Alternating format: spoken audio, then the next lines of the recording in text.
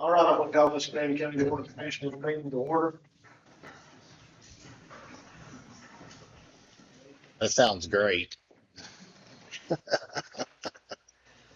Members of the County Board of Commissioners are advised hereby of their duty under the State Government Ethics Act to avoid conflicts of interest in the appearance of such conflict. Further, are instructed to refrain from participating in any matter coming before this Board of County Commissioners with respect to which there is a conflict of interest or appearance of such conflict. Commissioner, have you been warned? Let's pray. Good day, Heavenly Father. We just thank you for this glorious day that you've given us. And Father, we ask that you just continue just to be with us. And just most of all, just thank you for the blessings and gifts and opportunities you've allowed us to have. Father, we ask that you just be with our county and just watch over them. And Father, we just ask you just to be with the ones who are sick and ill. Just continue just to touch and heal their bodies.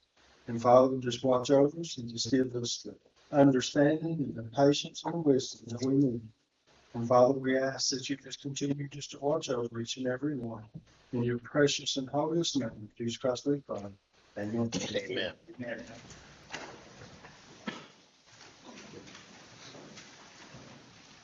I pledge allegiance to the flag of the United States of America and to the republic for which it stands, one nation, under God, indivisible, with liberty and justice for all.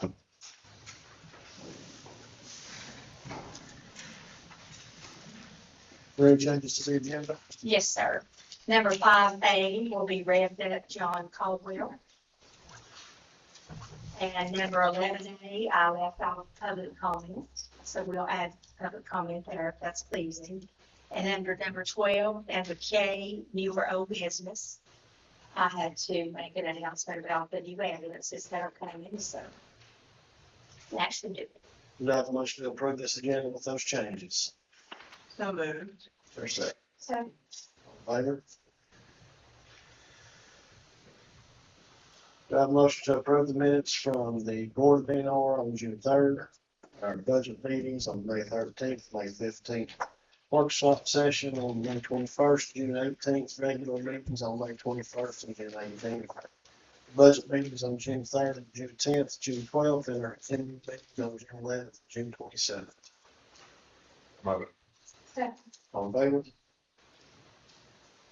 John Collins.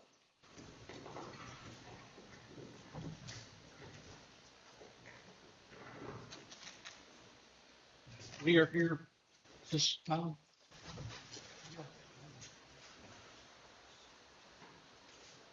Is that better? Yes. We're here in regards to the Save the Hut project for the Jacksonville Log Cabin Church. We have been talking and holding meetings with you folks, and there's two sites that are have reared their head. One is the site on the bypass, the old railroad right away, that's donated to travel and tourism. Well, it's donated to the town. I guess you folks signed over to travel and tourism. And the other site is the United Veterans Memorial between urgent care and the parking lot for the agricultural extension building. So we've been told to look at both sites, weigh them. We've done that. The site that is most appealing to us is the one on the railroad right away at the bypass. And the reason is because there's just more room there for us to stay in material.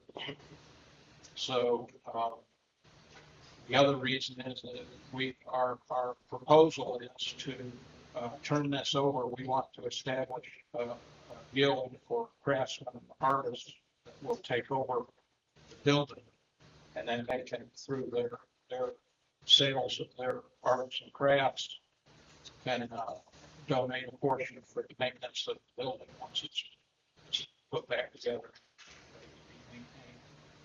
So that would help bring in business and help establish new business, and might help tourism as well, as far as possibly maybe extending the tourist season through Christmas, which everybody loves arts and crafts. But there's the model for that is the Dogwood Crafters in Hillsborough, which started out with 11 people in 1976 and now has 91 members, and they're three log cabins in Hillsborough, and it's a pretty successful operation there. So that's our choice. What we're asking today, he would like between the travel and tourism and the commissioners here, for you folks to make a commitment to us by the next meeting, by your next meeting. And we have some needs, I guess. The property either needs to be donated to RevDup, or we need some type of an interim lease.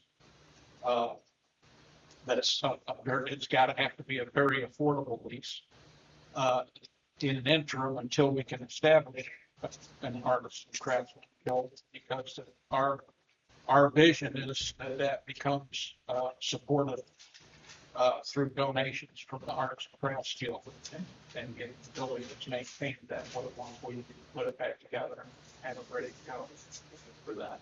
We've already talked to a few people that would be interested in establishing that. We cannot give, we have some local businesses and individuals that have donated time. We need to give them a tax write-off for their time that they donate. And as far as we know, we can't do that on privately owned property or on county government properties. We need to be able to get people the write-offs that they need, as well as some pretty large donors coming in to help us build it. The Baptist Church, again, they're up against time constraints because they're going to lose their insurance, their liability insurance, because of the condition of the building. The chimneys have fallen away from the building. It's a liability for them. The site can't be donated to us by the church. They've already been trying to do something for the past 2.5 years, and they're kind of up against it. So time is of the essence. There is some problems on the veterans site, as far as, I don't know if you all know better than I do, as far as the urgent care center there. There is no room on site to stage materials. And one of the problems that we have, we've deconstructed the inside of the cabin right now, and we're at a point where we can't do anything else until we take the roof off and the porch off to be able to build. The church does not want us to take the roof of the porch and put it on their side, obviously for obvious reasons. And if we go with the site at the memorial, then those materials are going to have to be staged someplace. That's going to tie up their parking lot while we move the building. I don't know what kind of a problem that would pose. I don't know what your arrangement is between urgent care.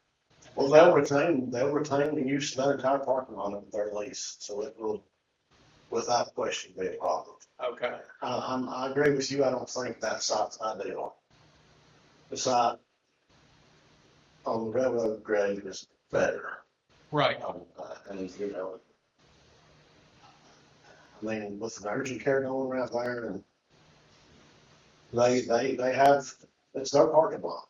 Exactly. So, and there's no room on site. You can't move the cabin there and have a foundation ready to move the cabin there and have any room for anything else. So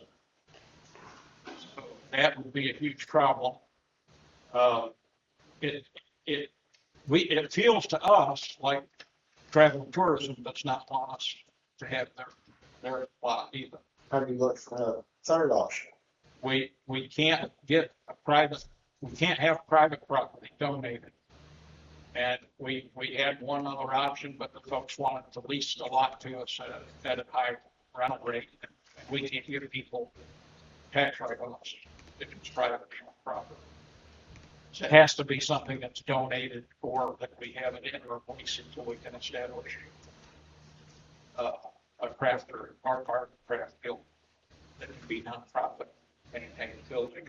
And then, and even at that, it would be a new organization, it would be bare bones, and it would need to be donated to them.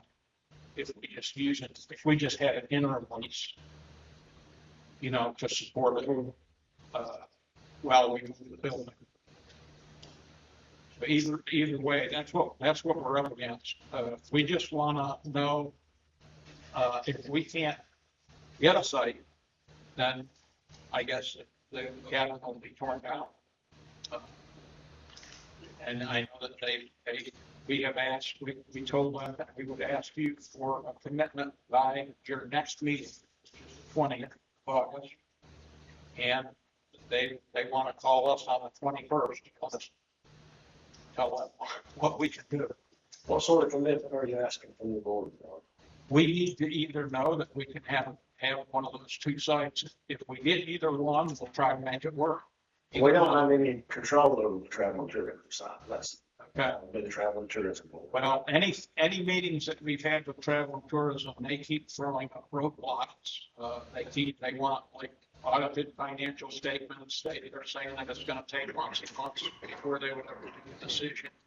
We're kind of hearing through the grapevine that they want to get, that they have some money tied up in plans that they were gonna build a tiny house there for their office, and they were gonna move over the booths, and none of those worked out. They're trying to recover the cost of that, even though the lot was donated to them, and it was originally donated to the county for use of the public. But, you know, travel tourism wants us to have a CPA certified audited financial statement, which costs thousands of dollars. There isn't even a CPA in the county. We prepared a site plan for them. They came back and said they wanted a 3D site plan. And they want engineers' estimates, which is, you know, we don't even know what we're into until we start taking the building apart, so we don't know. But go ahead, Tom. Okay, John, I can speak in short, for travel and tourism. I do sit on that board, and at no time have I ever heard, our board discuss that they do not want this property used for the hub. We signed a resolution that we support, what is the moving of the hut. Right. And I'm told by what Jacob has said, I understand that the site in front of urgent care is not feasible, is not suitable. And I do know that the discussion of a tiny house and an office for possibly travel and tourism was probably a decade and a half ago. Okay. And I've never heard any discussion this past year about that. What I do know is that travel and tourism has asked for a project plan that will show how this project will be brought to completion, so that we have the assurance, travel and tourism has the assurance that there is a plan in place that lets everybody know how this mission can and will be accomplished. I'm not aware of any CPA requests. I'm actually not aware myself of engineer requests. What I am aware of is exactly what I said, that we have a written plan from the folks who are doing the work, that the plan will show how this project can and will be brought to a successful completion. And that is what I do know about this. I totally, and my board totally supports saving this, this hut. And I don't know of a thing other than what I just shared with you that would be an impediment to that. In my meetings with them, they have told us that we would not get it, that they would not be able to give us an answer for 4 to 6 months. And they also, we gave them they gave us a list of things to bring for them. And I'll be glad to follow up on that, John. We did a I site wasn't plan, at the meeting. and as far as I know, Pastor Eric, he couldn't get information to them. But we thought we took everything that they asked for, but everything was, everything needed to be upgraded. Everything needed to be, it needed to be audited financial statement, which, is, like I said, that's, you're looking at something that's thousands of dollars. I will certainly ask those questions and be made aware of what that is. Thank you, Right. John. So, but anyway, and we plan to be on the agenda for the next travel and tourism meeting.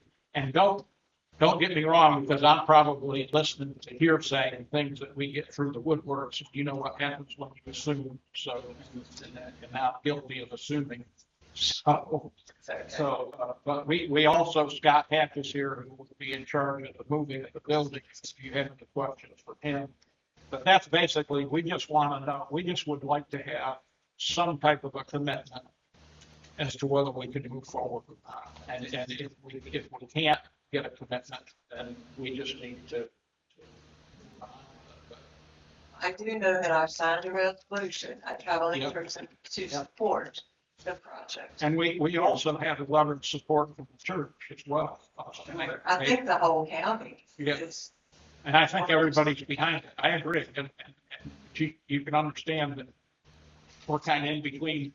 Okay, but I'll be happy to look into the things that you discussed that I'm not aware of, John. And if we could be on that agenda, I don't know, their meeting is scheduled for the 4th of July. I know that was postponed, so I don't know when the next meeting is. It's going to wait till August or what. The first Thursday in August. Okay. Michelle, you had a comment? I did, just, it's not I'm neither for or against this, but being the prior finance office, assistant finance office for Green County, the land was not donated to travel and tourism. They bought, Thank you, Michelle. I had forgotten that. That is. they bought that for a substantial amount of money. Okay. And initially, there was a plan. It was Godfrey, Or- Max Godfrey House, it's one that Right. we bought for. There was a plan to set up a travel and tourism. It wasn't a tiny house, it was discussion. It It was a caboose, a train We caboose. bought that for. Thank you, for a Michelle. substantial amount of money. I do remember that, And that's been years and years ago. 10 years, around that. That's when Raymond was on the board. It was traveling tourism, Oh, Raymond. yes, it was. And they showed us a site plan after, they showed us a site plan, Daniel, Amber, Amber, okay. that they had prepared, because when they didn't do the caboose, they were going to put a tiny house there for their office. Okay, I wasn't on the And board then, apparently they didn't couldn't- have that information. Couldn't make that happen. But I will certainly be reviewing a list that was given to you, and I will be up to speed on that, I promise. Okay, well, as long as, that was our next stop is there, and then we're gonna come back here and just see what we can do. Because either site will make it work one way or another, because the thing that's important to us is just saving the building and having it maintained, taken care of. Right. Are you aware of, do you have a copy of the resolution that Travel and Tourism signed, that they support the project? I know that they said that they would write that. I didn't go down and pick up a copy. Okay, I know that they did, they wanted to just say if they supported the state of the hub. correct. And as I The stated, church is also giving us a letter too, that if you folks want to see that, we can get it together. you may have a comment. Scott, you want to chime in? Yeah, I want to kind of clarify that I am part of the confusion to some extent. I'm going to be donating somewhere between 1 and 2 months of my construction season to do this. And when I'm being presented with lists of, you have to get this ready, you have to get this ready, you've got to, all this information that I'm supposed to provide. And I'm thinking to myself, okay, I've got, 50 hours of office work to jump through the hoops before they'll say yes or no. And if they say no, then I've wasted 50 hours jumping through hoops. So I'm kind of the one who's being a little bit adamant that I want to see a green light to work with that property. And then I will start spending time putting together all the details and working through all this office work. But I'm just not going to put all that time in. And then at the end, have somebody say, well, no, we don't want to do that. And then I've wasted that time. So I'm standing here admitting right now to everybody that to some extent, I'm the one who's saying, we don't really want to apply to this great big long list of hoops to jump through before we get a green light. Give us a green light, say this is going to happen, contingent on the hoop jumping, and then I'll start jumping through the hoops. But I'm looking at a minimum 30,000 out of my own pocket project. I really don't want to have a bunch of my time wasted and jumping through hoops before I get started. If I don't see a green light, this is going to go on this particular piece of property. Once I see that green light, everything's like, yep, good to go. Then I will start jumping through hoops. So I'm a bit stubborn by nature, and that's where I'm at. Considering that I'm pulling 30,000 out of my own pocket, I think being a little tolerant of my stubbornness might be warranted in this case. And I apologize for being a thorn, but that's just where we're at. I'm not gonna speak for this whole board by any means, but I do not believe that the side of urgent care is something that's gonna be. I'm gonna go out and pull stakes out there. I'm not gonna speak for this whole board, but if we're comparing properties, then by and far, I think the piece on the railroad bump is the best. Part of the problem with the site up at urgent care is, I'm gonna have paying customers having pressure on me while this is going on. I may have to leave for a couple of weeks, go do a paying job and then come back to it.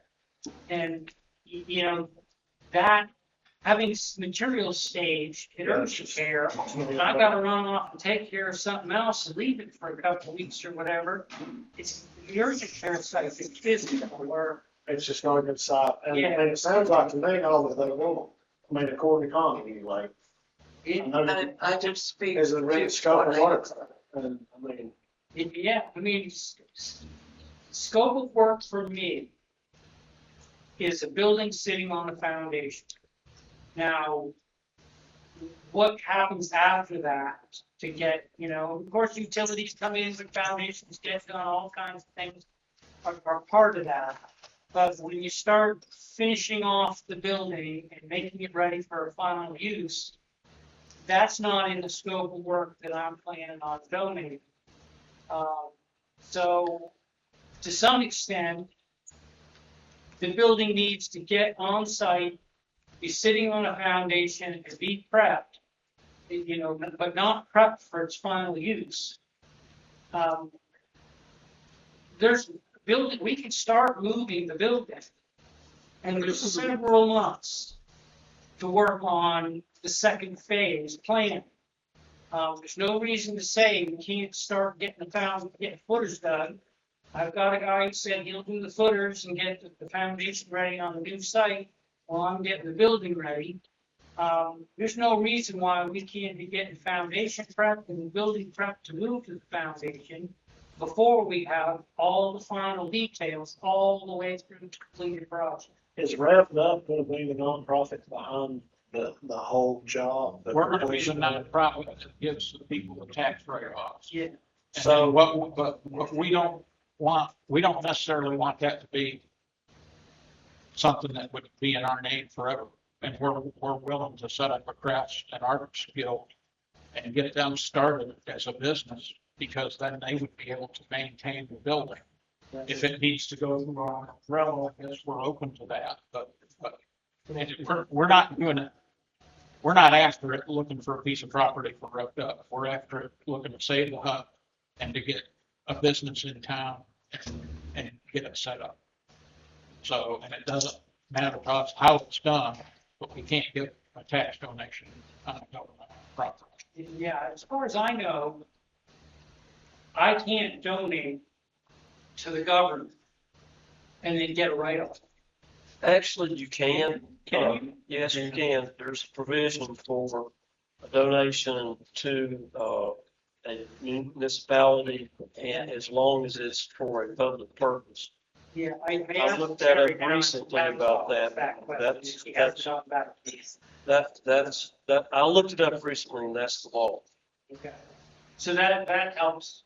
That was one concern. But I still think that a 501c3 managing the project is not unreasonable. I think they just, the way it sounds to me, and again, this is in a conversation with y'all on travel and tourism, if that's the property you're gonna go after. But I mean, they just want some assurances that if you're gonna obligate yourself to get it ready to finish, how are they assured that it's gonna be finished? Who's gonna give them that assurance that it's gonna go all the way to completion? And then we have something that the public can use. How that looks, how you can get that across to them in some way that they're satisfied, that's something that they're gonna have to tell you what they want. And it may be a hoop you need to jump through, I don't know. And it may just be that the building is saved and it's sitting there as a piece of eye candy. Right If they're now, okay with that, then they're okay with that. That's up to them. So, I mean, right now it's vacant lots. Nobody's getting any benefit out of that lot right now. Nobody will get any money for another building. So, Yeah. I'll look in on the agenda for the next travel trailer. Dave will see you. Are we? You back on Daniel? Yes, Feel free to jump in anytime you want. mostly just listening. Okay. There, just really to clarify one thing. We met, over the course of about 3 or 4 meetings with various members that wrapped up. One of the meetings we met with Mr. Hatch and John. And Miss Connie was actually there, so was Amber. The instruction that I got initially when we were approached from the board was to determine whether or not the group that was interested could present a project to us that was doable, that we were, and also that we would be held harmless throughout, and that we could deal with an entity that could provide the tax incentives, but was also the one that was well financed and would continue to exist more than 6 months or more than a year. And if there was an entity, and that entity would take complete responsibility for this project. So that's where we left it. We did ask for financial information. I don't think that we asked for engineering costs, but we did ask for a complete work plan, more like you were talking about, Mr. Chairman, the scope of work. Just trying to think what else we asked for. But mainly information. What we found was that, and what basically what Amber and I told the group as we met was if they would, that our board was a business, composed of a lot of business folks, people that have been good stewards of the tax money that was generated by the occupancy tax for a number of years. And that it was vitally important for them, if they were to have any success, John's group, in making this presentation, that they have a rock solid presentation that included facts and figures and something that a group of business people could actually look at, assess, and judge as something that was new. So that's kind of where travel tourism was in a nutshell. So then at our last meeting, as Orr mentioned, our board passed a resolution in favor of saving the hut. That's literally what it said. Prior to that, Mr. Caldwell and Mr. Hatch came to our meeting and asked us to pursue that resolution. So we did, the board charged me with writing it. I wrote it, and at the net variance meeting, they voted, considered it, voted on it, passed it. So that's where we're at this point. But you did, I mean, we have been told that it's gonna be a 4 to 6 month process to have, well, I never mentioned the time. okay, well. That I will just say debate that. minutes. I know that we. Putting it asked- together might take a while. I don't know. That would be on you, not on us. We wouldn't have mentioned that it would take that long. Well, again, we brought a packet down to, Right. and we were told that we needed to have a lot of other information. You actually needed to have something that said that you had some money and that you would be able to afford to do this project. That's what I'm pointing out. And I'm not trying. No, I'm just saying, at some point, somebody said, well, for you to get this information, it's gonna take us 4 to 6 months to That satisfy. didn't come from our side because we wouldn't judge how long you could do it. That would be a part of the plan Yeah, some that we people, would be, that we have asked for. Okay. That to be included in a plan to show, to present a path for success, right, bring this to completion. yes. Okay. Excuse me. Thank you. Thank you. Thank you.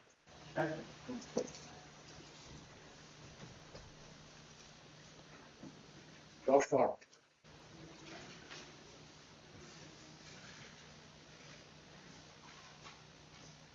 Good evening. How's everybody tonight? Good. Great. Good stuff.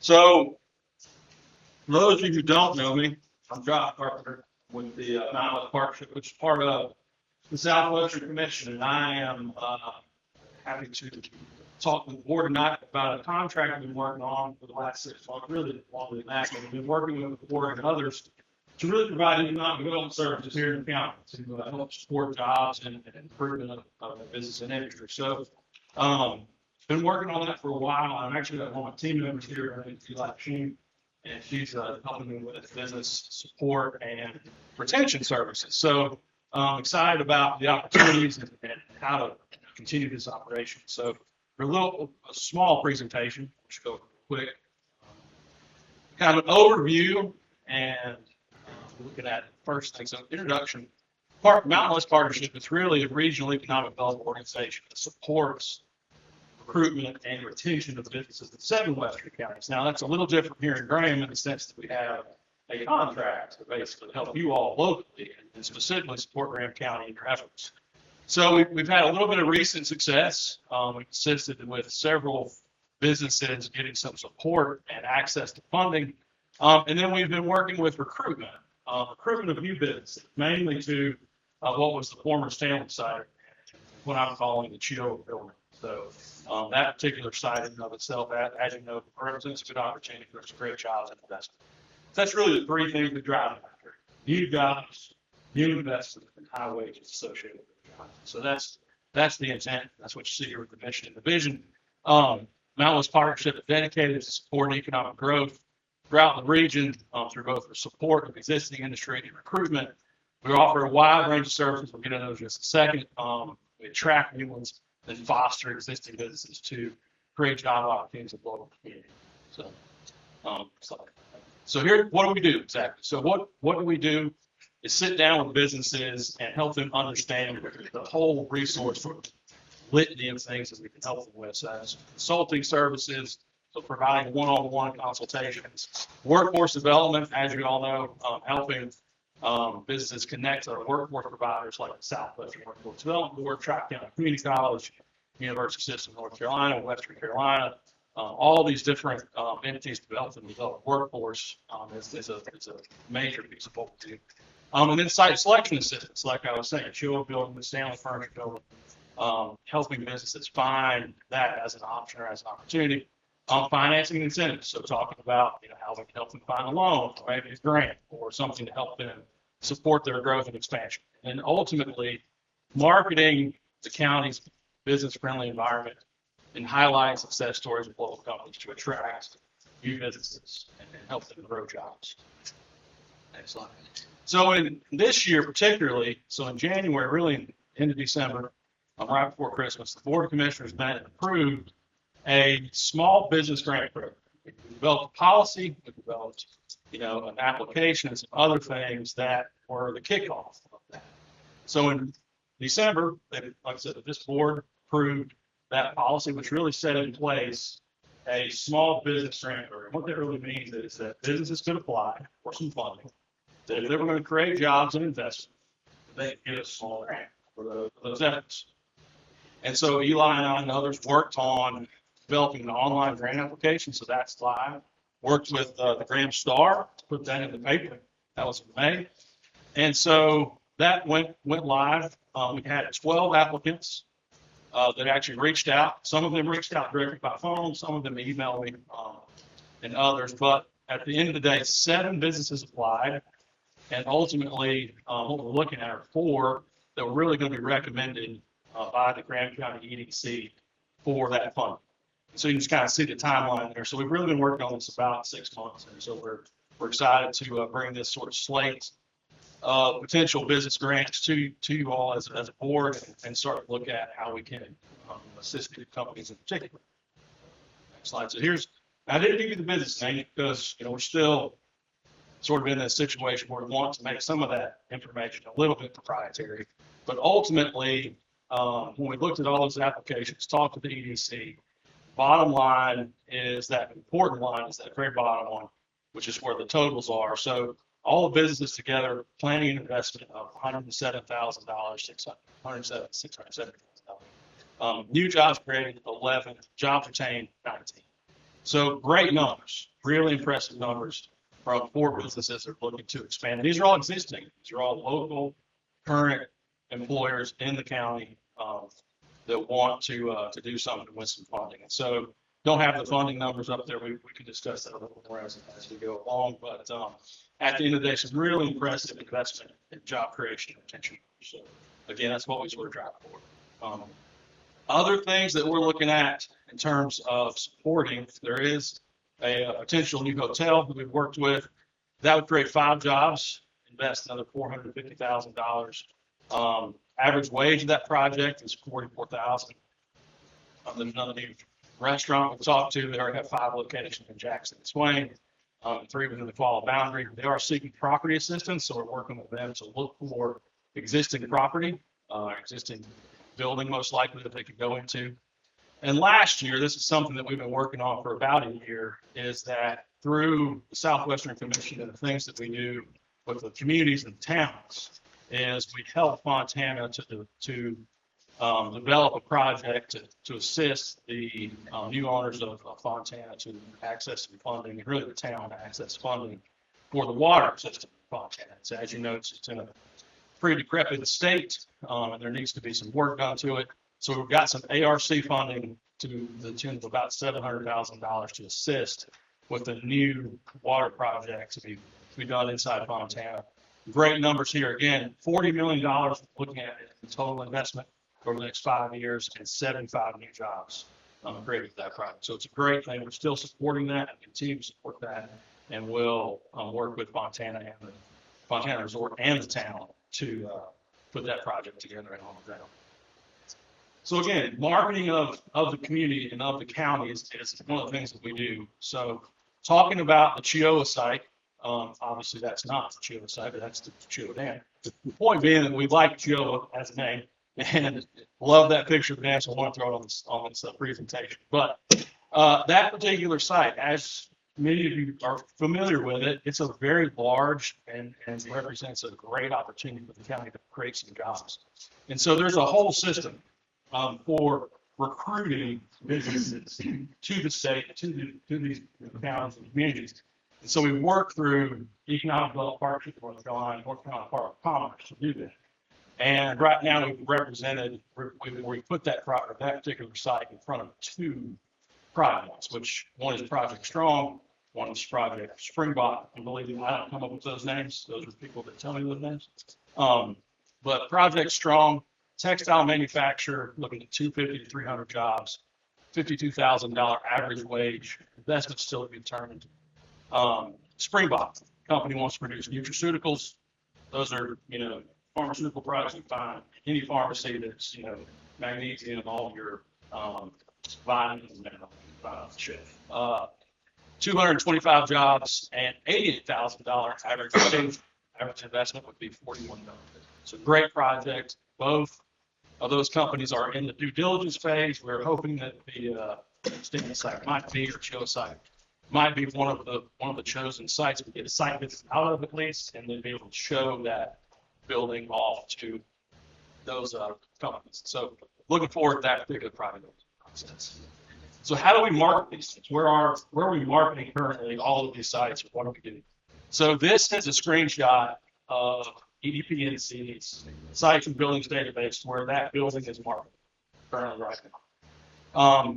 Just show you that to basically say that it's kind of like a listserv or an MLS for any realtor, but it's a publicly available system that I have access to. We can, put other sites and buildings on there. But right now, this is the site that we've sort of got on the system for Graham County. We have others that could be potential, but at the end of the day, this is kind of what it looks like. Again, it's very similar to an MLS listing, but the point is it's being marketed. Something to track a business too. The next slide is not live yet, so we have a local version of this, or a regional version of this through Mountain West Partnership website, and that's what this would look like through that system. Very similar, not a lot different, but the point is we are currently marketing this site for business traction, business recruitment. So adding capacity. The other thing that we get to do, and what you don't see behind the scenes, and where we do a lot of our work, Eli and I and others at the commission do a lot of our work with these partners. So really leveraging and adding capacities of what you all are doing as a community with other partners like Dogwood Gulf Trust, Appalachian Regional Commission, Workforce Board, Western Economic Development Administration, and others that you can see there on the screen. At the end of the day, like I said, it's really adding capacity and leveraging us and what you all are doing to try to push things further and farther. So real quick, like I said, we've got a small but mighty team. Myself, Eli, and then Sean Smallwood, who is our intern. He's not here tonight, but point being, by working with us, it's not just me. It's not just Josh Carpenter. There's some other people that are behind me, and then behind us are all those good folks at the Southwestern Commission. And so that's a team of about 20. So we're just a part of that organization, but again, all working for you, working to help you and assist you in your efforts. So that's the end of the presentation. Any questions? Any questions? We appreciate all the good, sure. Sir. Question? I'm really glad that you're here tonight. During the public comment period, I was gonna bring up that there's a lot of parallel stuff. I believe that Graham County needs an industry and small manufacturing division. We need a group of people with some level of authority to deal with these issues and be focused and non-distracted. I wonder what your thoughts are on that type of committee being a part of your interface with Graham County. I absolutely agree. And what my feelings are, now, I'll say this. So the Graham County Economic Development Commission is very much what you're talking about. It's a 5-member board made up of folks from the community that help do exactly that. That's who kind of presented and promoted the small business grant opportunity and then reviewed those for recommendation. I'd like to see a little more activity out of that group. Perhaps expanded. When we talk about real estate, every real estate professional is going to tell you that if your property has lousy curb appeal, we got lousy curb appeal out of the stands. Places are done when you look at it from the road. Doesn't it make sense to have a committee with sufficient authority to work in some way, shape, or form to clean it up? We don't own the facility, so we can't step in and clean it up. Well, can that be negotiated with the owner? Josh, you might have an answer to that. And actually, our association with the partnership, Josh and Eli and the other gentlemen represent, though that group is the group that is hired to do exactly what you have just asked for this county. Now, we're fairly new, like Josh said, what, about a year now? But the results are what you saw on the PowerPoint, Scott. But that is the focus of what this board has taken action to coordinate with Josh's group at the Southwestern Division. So that is in place. It is early in the process, especially the small grant process. But we are certainly getting good participation from just the local. There's really no state and federal funds or revenue sources in place for just independently owned small business. And we're here to fill that gap. And that's what we're working toward. And that was the 12 applications that you heard Scott refer to. So we are very busy in that regard, but it is very early in the process. And I, for one, think it's going to be very successful, Scott. And I hope to chat with you more about it and get involved. As there is a seat on that committee. Pardon? As the seat opens up on that committee? Not currently. It should When when it opens up, 5 of the people who only take. Thank you. Thank you. I was going to wait for standing for sale. It is for sale. And I talked, actually, so last week I had a discussion with the property owner. He is willing to sell it. You know, there was a group in there that was trying to do work. They could not, they didn't want to buy the building. They were sort of leasing it at this operating with the property owner. They have subsequently sort of been moved to the side. They cannot, in all intents and purposes, put that project together. So they've sort of moved on from that particular site and building, which has sort of put the property owner in a position to put it back on the market or more actively market. So it is active. What would you find out? Price it. The last that I heard, and what he told me last week was 2.8. We can, everything good. Like that. Considering that the gas station at the other end of the town, we're asking for $1 million. Just based on square footage, that sounds pretty reasonable. Yeah, I won't get into the details of my personal opinion. Just a random observation. Yeah. And thank you, Josh, for that update until I gave you a call last week.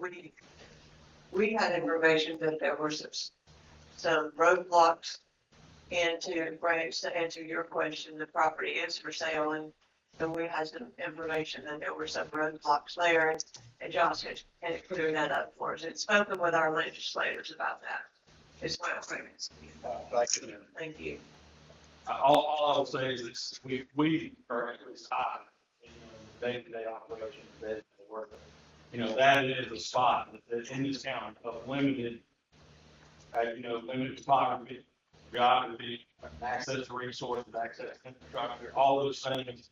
It makes sense to have something there that creates some jobs. That's sustainable as a community. I feel like that is a good spot, and continue to see that as an opportunity. So we continue to market, even though property owners and others have options and opportunities themselves. So we again just want to see there. At least I want to see jobs to be able to put in that facility. The intent. And I believe that active marketing resumed when the county contracted with you all. do exactly that. It Is that is, correct? it is, yeah, I mean, again, there was all that sort of back and forth between if there was actually a project in that building or not. Gotten that moved along and put some, some more, concrete, ideas around it. Not really have so much in there. So, appreciate everybody's comments. Thank you. Thank Josh. Okay, thank you. Senator Farr.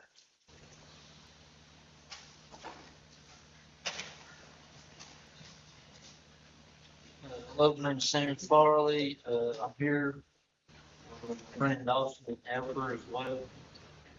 I provide a trash pickup service for Graham County, and for the last 3 years, 4 years. This service, I provide a 95-gallon trash can. Only household bag trash goes in my cans. There's no building materials, no shingles, no wood, nothing. Just household bag trash. I'm here today because it's been brought to my attention again. I'm being charged to dump this residential bag trash. Again, under no circumstances, there's no building material, shingles, wood, nothing. Only household bag trash. With every customer that I take on is that much less that ends up in these dumpsters. On the side of the roads, ditches, off the banks, every single customer I take on is that much less. In a sense, I'm making the employees of the sanitation department's job easier. By helping keep the county clean. I also like to know that I'm already paying the sales and service tax. Every quarter of the year, I pay a sales and service tax, which is 7%. Whatever I make goes straight to the county to the North Carolina. At the end of the year, I pay whatever other money that I've paid, I pay into income tax. I feel as if I'm already paying my fair share if I like to dump something that anyone else can go dump for free. But the only difference is that I'm directly taking it straight to the landfill. There's no dumpsters involved. Then there's no trash for them to worry about.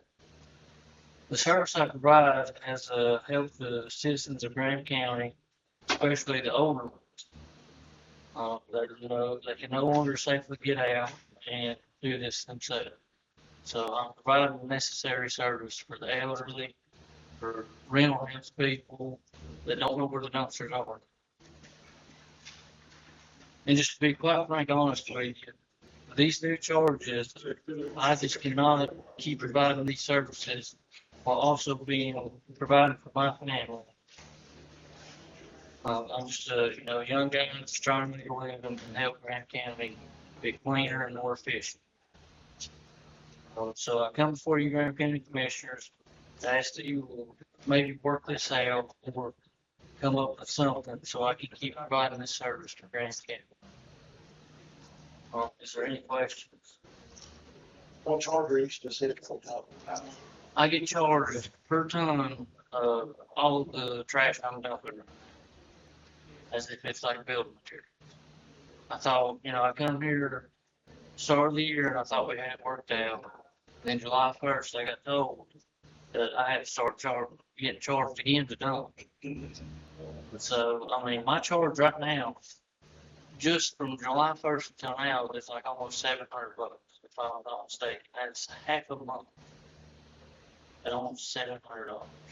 Have you talked to Gavin about this?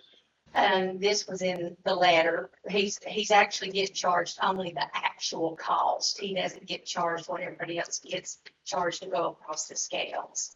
But when we received the letter from the state that everybody thinks doesn't exist, that I have right here, convenience sites are for residential household garbage only and are not allowed to receive waste that is from non-residential activities or by commercial waste collection services. If the county decides to allow collection, commercial waste collection services, they'll have to sign up for a new permit and apply for another transfer station and operate under the .400 rules, which is not feasible for Green County. And I'd like to know, I'm not against pay, like I would pay something, but I'm just asking, can we work something out, get it down a little more? So I can keep my prices the same, and keep providing the service for everyone of Grand County. I don't think I might. Where you get charged a ton? Not sure. Maybe 2 cents, I think, maybe. Or maybe, yeah, it's 1,000, it's a ton. Who's in here? Is Gavin in here? He was on his way back from Lake Forest.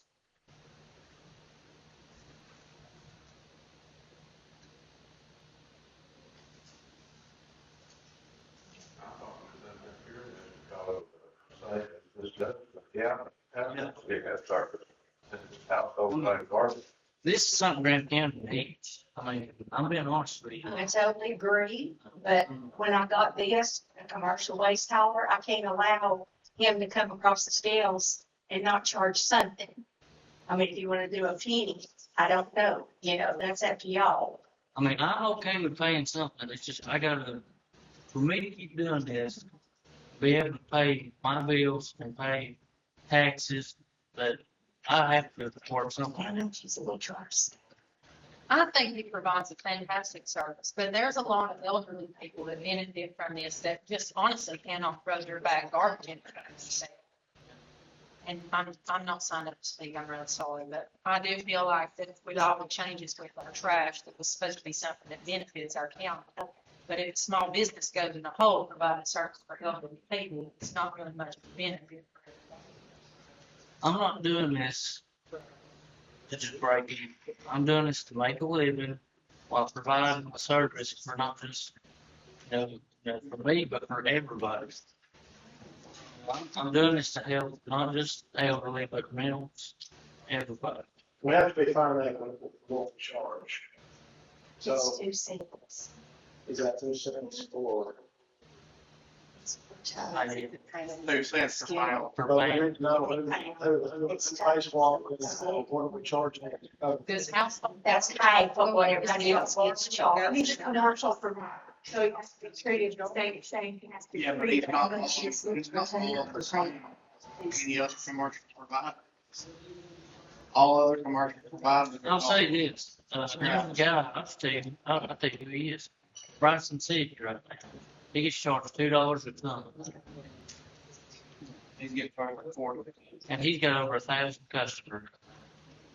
$2 a ton? It's between $2 and $5 a ton. That's what he's getting charged, right? Because it's, if you look at Bryson, there's like no dump ever. You got to take it right to the land. It's $40 a ton. $40 a ton?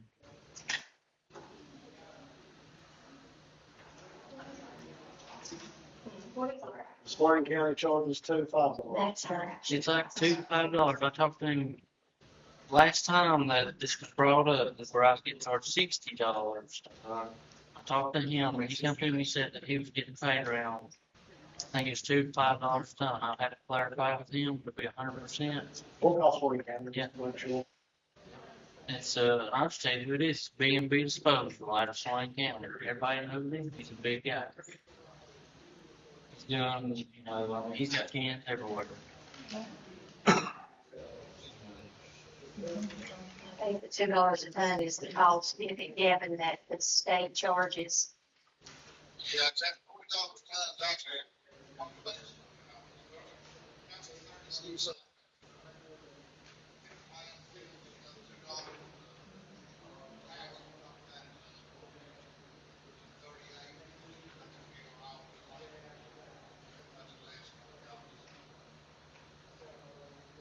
I didn't get any of that.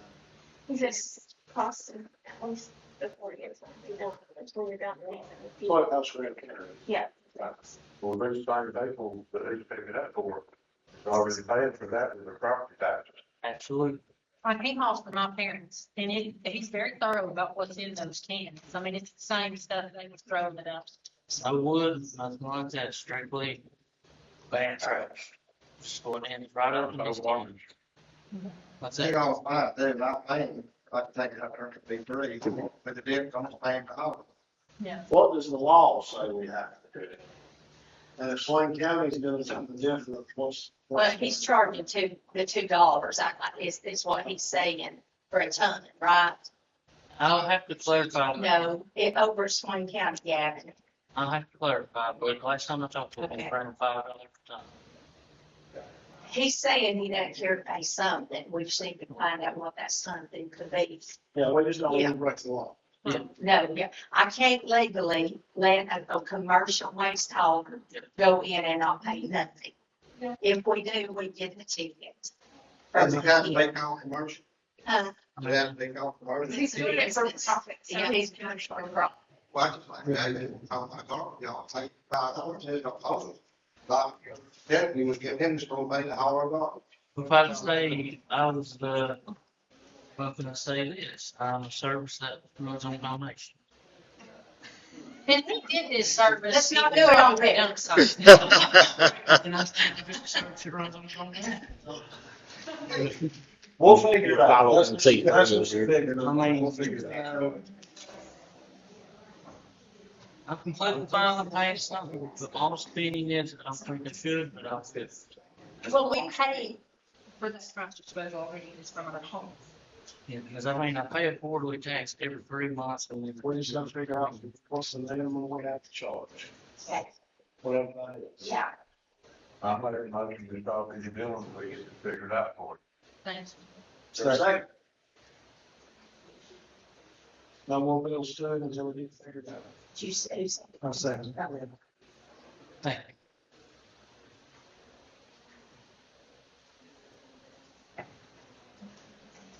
I mean, I'll work with you. We'll bring it up. And I'm not more to work with, I just want to get this figured out so I can keep it up. See, you know, We'll let you know what we'll figure out. I appreciate it and thanks for your time. All right, thank you. Chase, Lancaster, see here.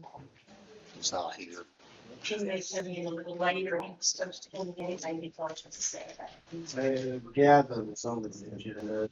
He's on the road. It was just that he was coming to y'all, where do you want to go? What's the next steps? Do you want to give him some direction on The what board he has wants? to give him some direction on what way the board wants to go with the green beds in the south.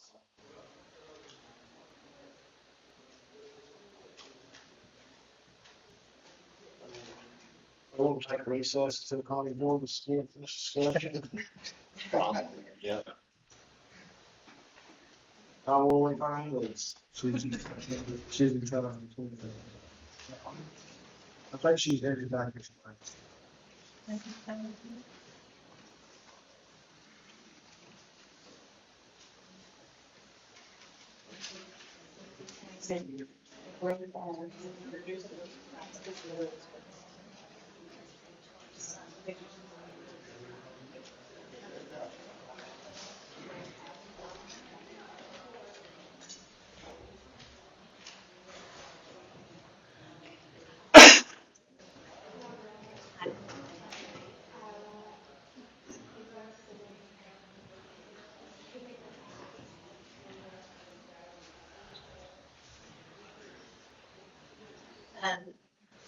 Yeah, he was going to be his son was unwell and they all ended up at Wake Forest. He's on his way home, though.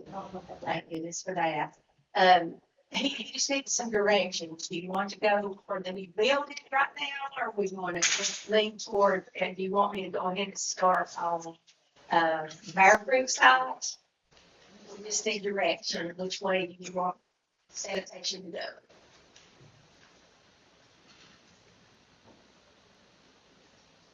The building was that the one that there's no tired down and that's the one we discussed. Trying to get that in place to where they could get some stuff and dry, and especially the cardboard and stuff and they're making by themselves up.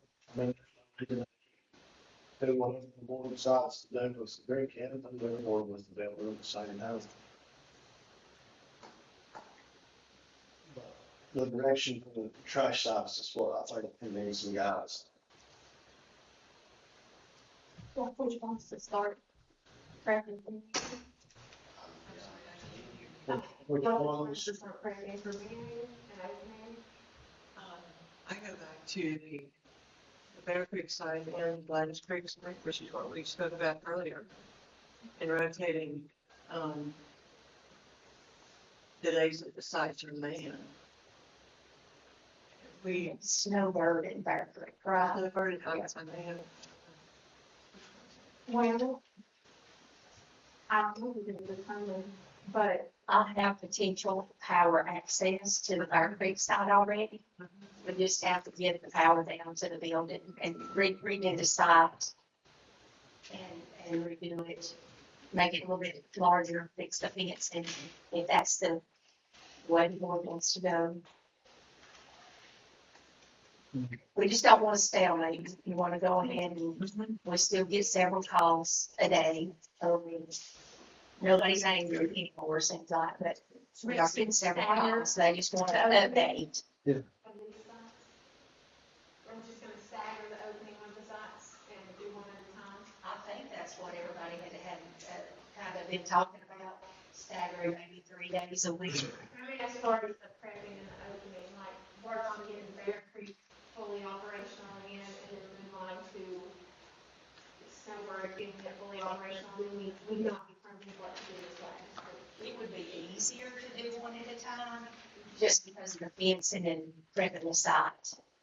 Getting back up to where And we would still get it, in getting it open, start out with having it manned a certain We still number of need to days. refine an ordinance to take care of the mobile and littering, throwing everything out, sign the gates, throwing everything, Running, around, whatever. running citations. Running citations to where the people that are out here at the Milltown site, there's consequences. I think we need to have a special meeting to discuss our ordinance and have an attorney with us.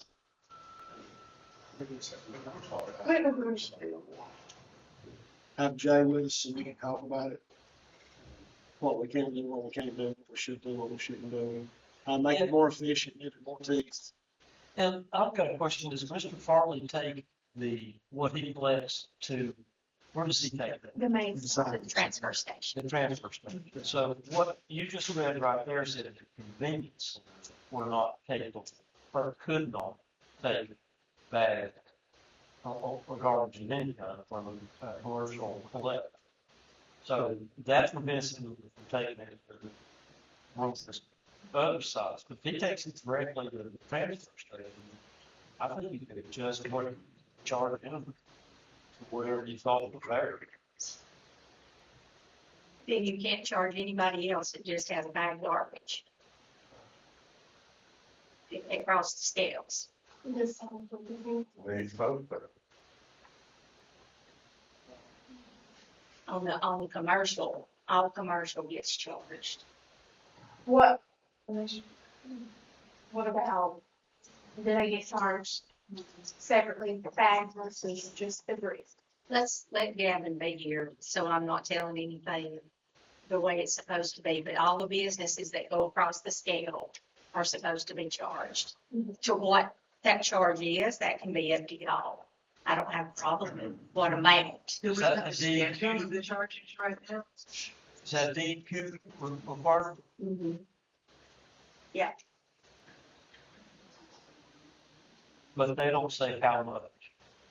no, they're not gonna tell you how to do it or how not to, but they're just gonna tell you that if you're gonna give free service to commercial sites, then you have to have a different type of permit. We just need to throw in a dumpster and go on. Like I said, he's doing a convenience for Bergen County by crossing the scales and taking it up there to the house. But if I was him, if it's gonna be like this, I mean, he can make it hard on him and just take it to the dump. It literally says he can't do that because he's deemed a commercial entity. He can't dump it all in the convenience sites. correct. But it can't dump it to the side, so it's all right. Because it's a transfer station, he can, that's the Yeah. only one he can. But And I'll call that's- Swain County if you want to wait, because he is there. Yes. Get all the information. I mean, we need to support our small businesses. We don't want to run it in the ground, what that type of fee looks like. And they can continue to make it as their own.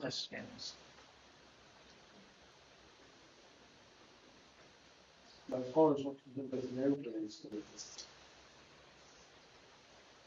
we're going to the station.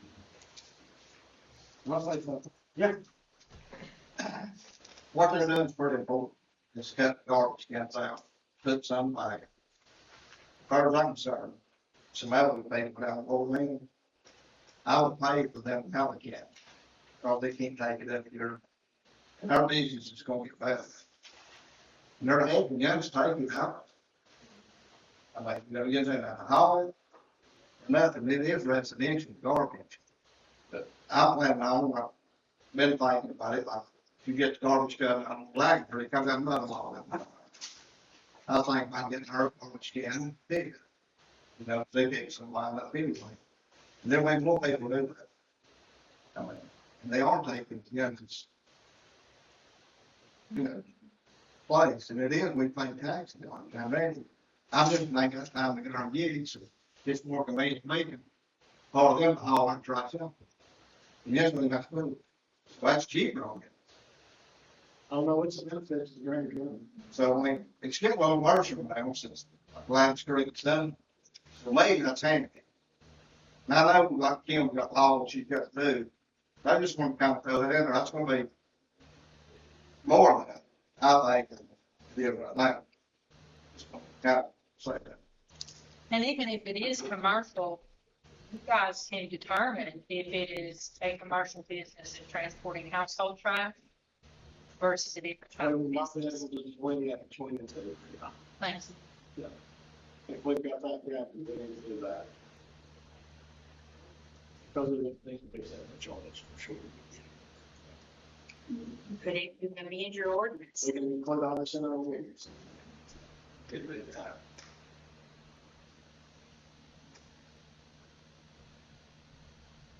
We have any that through our sanitation rate.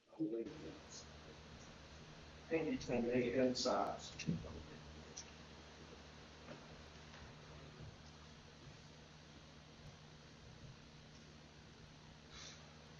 So just need direction on start working on the sites.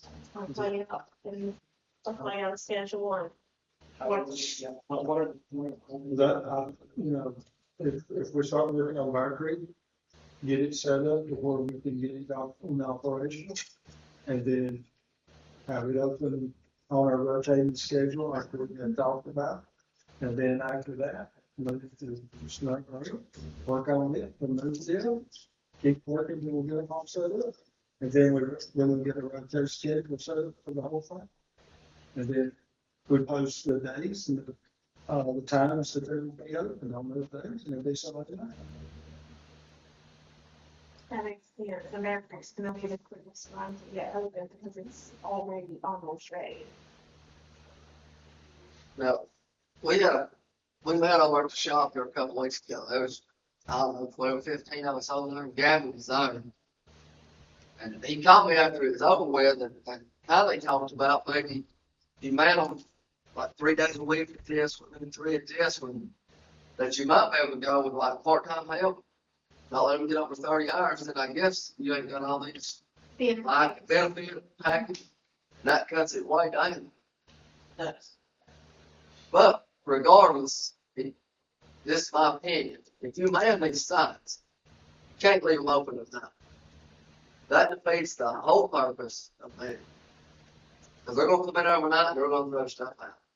I think the only one that could potentially be open, I'm still a fan You of have to leaving leave the one downtown open for side sure. open, because you're never gonna get everybody's schedules lined up. Everybody's work schedules for dumping their trash lined up. But if we have ordinances in place to use cameras, there's good service in Middletown. We can punish the wrongdoers. Eventually people catch on. And Right. start following the rules. So that would be the only one I think would I have potential. think you gotta leave one open. But on the other hand, that's where this ordinance, and I got a copy of it from Kim, you know, it needs some work done on it. But this ordinance was put in place in 2003. I mean, we've had a problem for a long time with people throwing stuff out of their garbage cans. What we should have done, and this could have been years back, when it become a problem, we should have, hey, let's change our ordinance, and let's get a little stiffer on this. Make it But enforceable. let's keep it out of the court system, and that's what everybody says. And it's just like these, no, they're what, they're gonna go to the courthouse, they're gonna throw them out. Let's get it in for Kim and the county can do something with them. Charge them a fine, and if they don't pay their fine, I'm sure there's ways that we can go and put time blocks and do all this other stuff, but let's get it in the county, but we're not going through the court system. I would rather our county get $200 or whatever it is to somebody throwing a bag of garbage out. You know, You can assess a fee. Yeah, we gotta make our ordinance. to me, the ordinance, we should have really been working on that a long time ago. We'd probably be in this position that we're in now. You know, but it is what it is now. We just gotta deal with what we've got.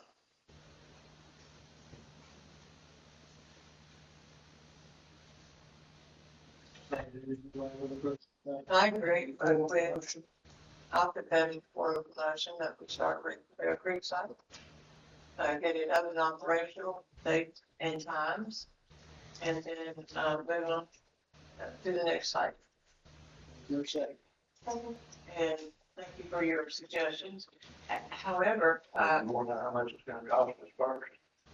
well, if we rotate the days, I We will, utilize a lot of the help. the same help that we have, if we rotate the days, we can use the employees that we already have. Well, when Gavin was talking the other day, but I think we was at the shop, we figured it out. It was $75,000 a year.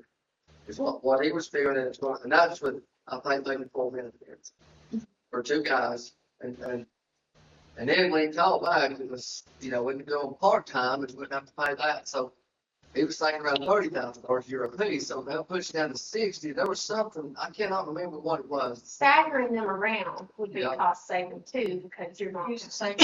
And then if we figured what he was planning on, what he was thinking that he was gonna make on his cardboard, that cut it down to 30,000. So counting me out 30,000 for those 3 sites, man, on 3 days a week. Now, whether it goes like, you know, as long as he makes what he thinks he's gonna make for his cardboard and all these recyclables, you know. The getting started price is what's gonna be up. We do know prices on things. 12,000, it's 11,000, I want to say 874, it is in the budget, we're putting it in, to do the size. So All it right. is, Just fine. no, I'm doing it one at a time, this Bear Creek. The cans we already have, the building we already have, the youth has already got the transformer on the pole, I've not got the service to come down to the building, but that, I would just have to call, but they're ready, they're prepared for it. I've still got the fence, it just needs to get it. Like the fence is about all tore down, it's darker. It is, that one was tore down on that lower side for a long time. We've Now- just been putting it off to fix. Do we not have anybody in maintenance around here that can fix these fences? I mean, I know when Donnie was here, but maybe on all of them. We go buy the material, let our maintenance people fix it. That's an option. It saved you a lot of money. I know Donnie Door built all of them. I think you have to have on the repair. And you want to speak about that? I think Gavin has in the past using some of the maintenance crews, and some of the other guys like Jerry and Lane, they're capable of doing it. Yeah. So that's potentially an option, obviously, do internally, ideally, take a work crew out there with whatever they need to do. Yeah, we get them out of jail. They ain't doing nothing else. We can't get that. You know, That's right.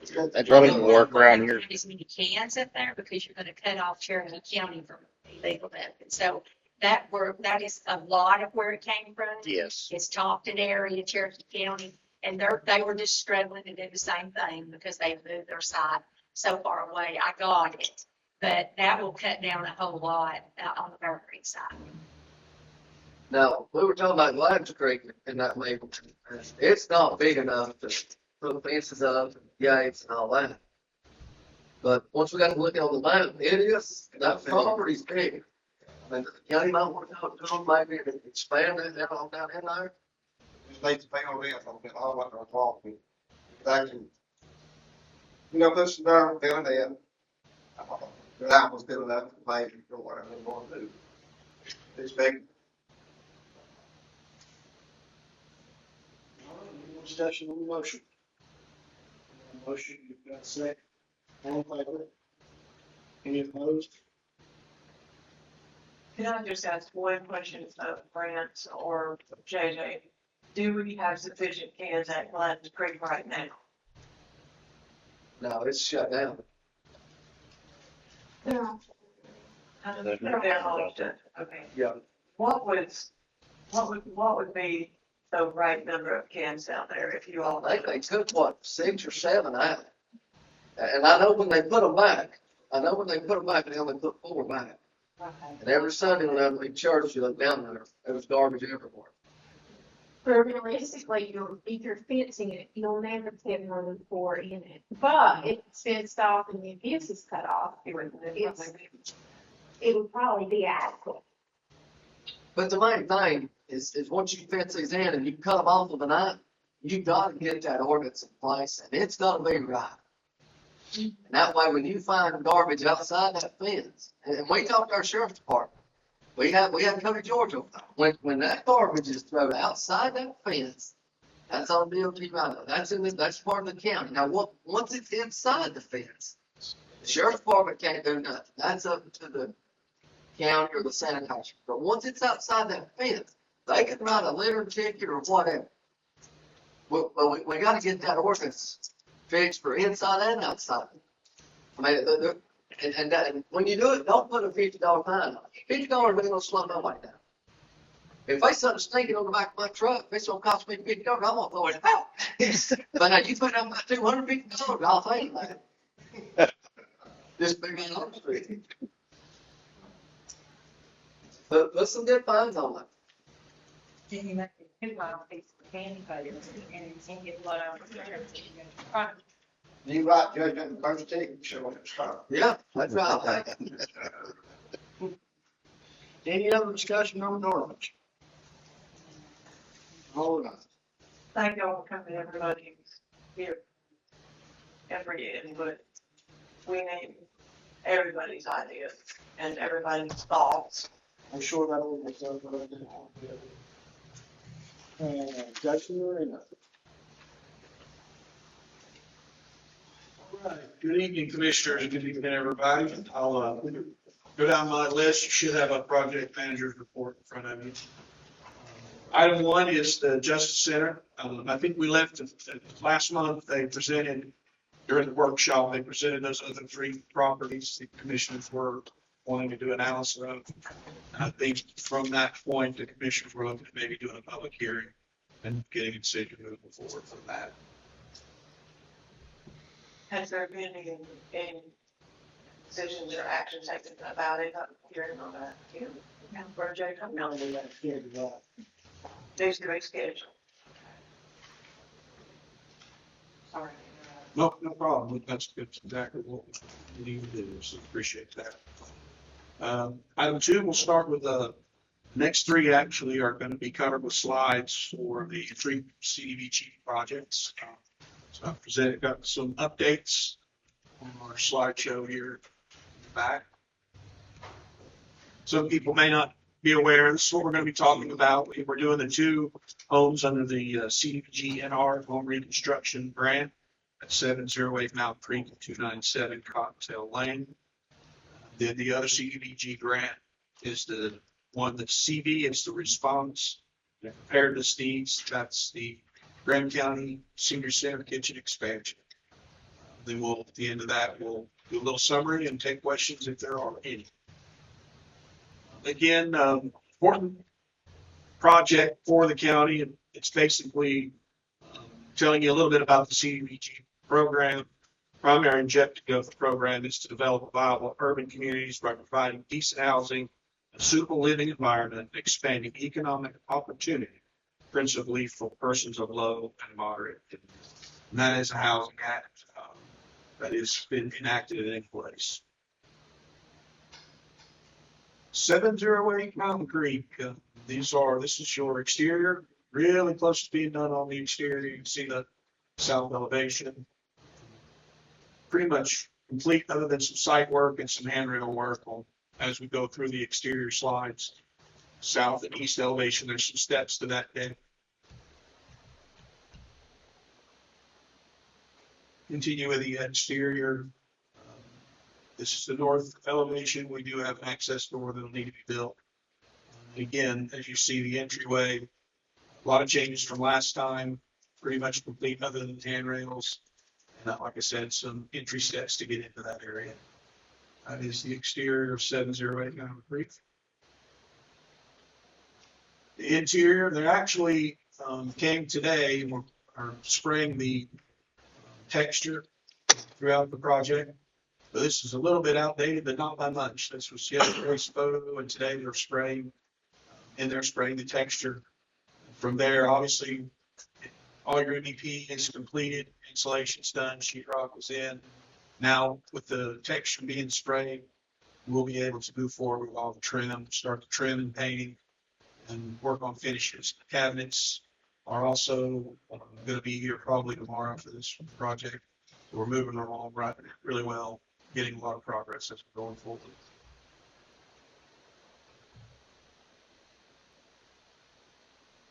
297 Cottontail moved a lot since last month. As you can see from both these elevation shots, not only are we roofed and in the drawings, got the shingle roof complete, the vinyl soffit is being installed, as well as you can see the starter, that green stripe around the bottom is the starter strip for the siding. So the exterior siding is in the process of being put on and complete. And also site work, seeing where the backfill has been done and shaping the site as we move forward.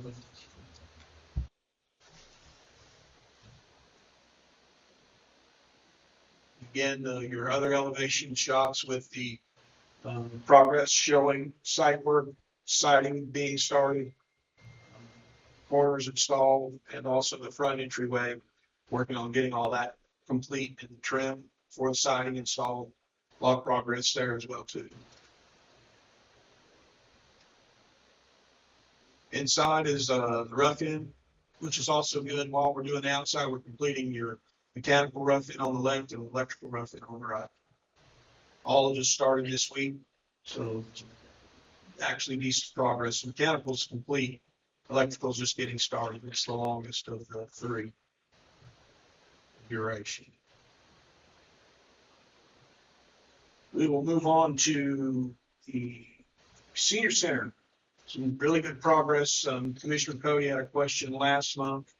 I owed him a response from. I appreciate the question. As you can see, we had to cut 5 feet 1 off of the existing slab to dig the foundation and put some drainage in. And as you can see, we'll be putting back most of that concrete. We did lose a 12 by, I want to say 20 or 17 foot section, but as we add on to the front of that, we're actually gaining more than what we lost. So started out at 380 square feet. We lost about 18 with that strip square feet, but we'll be adding 114 square feet on the front end of that. So total gain for the whole slab is 96 square feet. So they should have more than enough for their rules, what they need. So let's do it. Yeah, it should be good to go with that. The pad on the right is for the generator, backup generator. We're hoping to have and be able to pour that as well. We've had good news on the 2 houses. We got the extra money we requested from Commerce to finish those projects. And we did ask for money to do the generator. We're doing all the prep work, so fingers crossed that we should be able to get that extra money for the generator, hopefully, for this project as well too. The senior center will have a backup generator for power outages.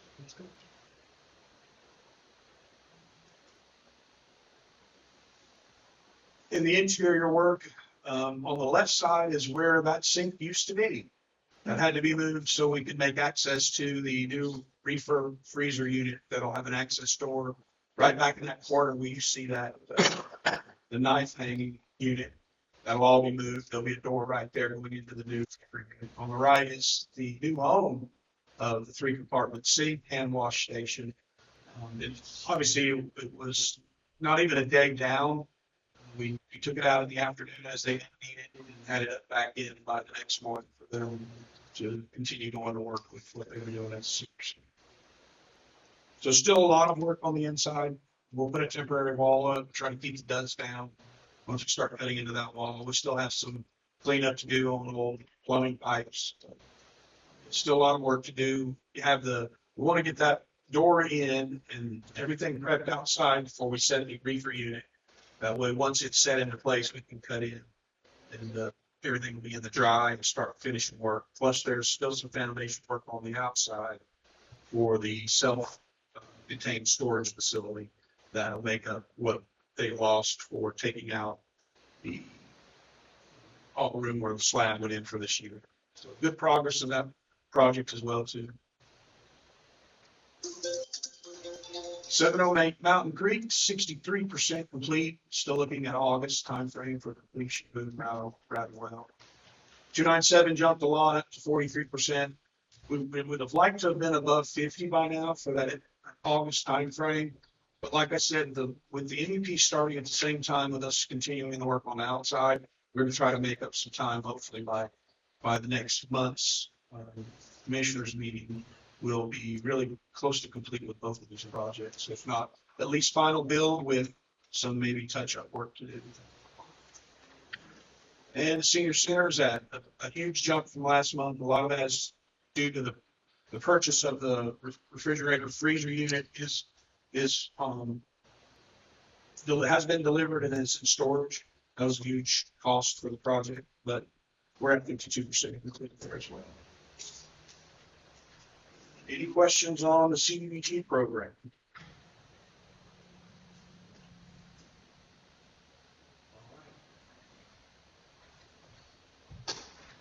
I'll move on down. A few other projects to report to you. We'll go to item 5, which is the high school stadium. We met with the school, and the design is showing about 20% complete. But that was prior to meeting with the school on a lot of questions that had come up with the design that they had provided the school. The good news with that is the school is very pleased with what they designed. The intent is right now we're looking at next month getting that out to bid. Still tracking the same time frame that we were looking at, with obviously being ready to do construction in December when the football season is over, pull out the rental bleachers and start construction. School is aware there could be some issue if we're constructing the stadium. There might be a problem with homecoming. We may be doing construction at that time. Obviously, there'll be a lot of this is costs that the commissioners and the school board are going to hopefully know about up front. That'll all be reported to the board before we move forward with any kind of execution of contracts. But we still are looking at that time frame of December, starting construction, getting out the bid in August, negotiating through August, September, under contract, starting construction December, and being substantially complete in July of 25, with probably some final punch list items being done up until the football season.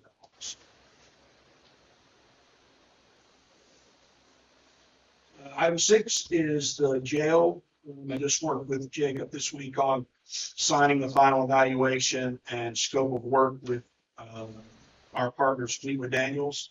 I'm hoping to have a scope of work next week that we would be ready to go to bid, something that we can go to bid with, that we may be doing reviewing it back and forth, make a decision from there, and then go to bids and obviously provide those once they come into the commissioners for execution as they want. We made some progress with that, so that's good. Item 7, currently working with Dockery Engineering.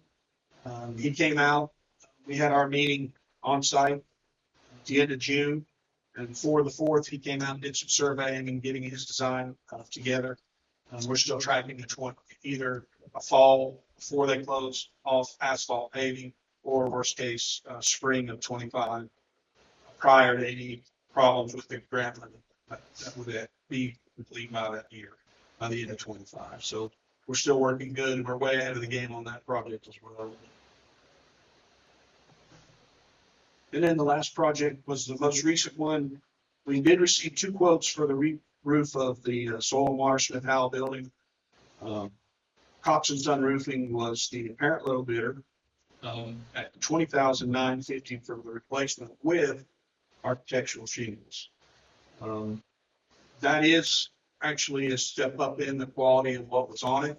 We did get insurance settlement that goes along with that cost at around $18,000. This again can speak a little bit more to where we are with that. Then it would be up to the commissioners if we want to move forward with re-roofing that building. Yeah, I spoke with him and he should be sending a check out now. If we haven't already received it, I haven't seen it come through. But he said it would be, he can't tell us which roof, they can insure what came off the roof, but we would be money ahead to go with the higher grade shingles.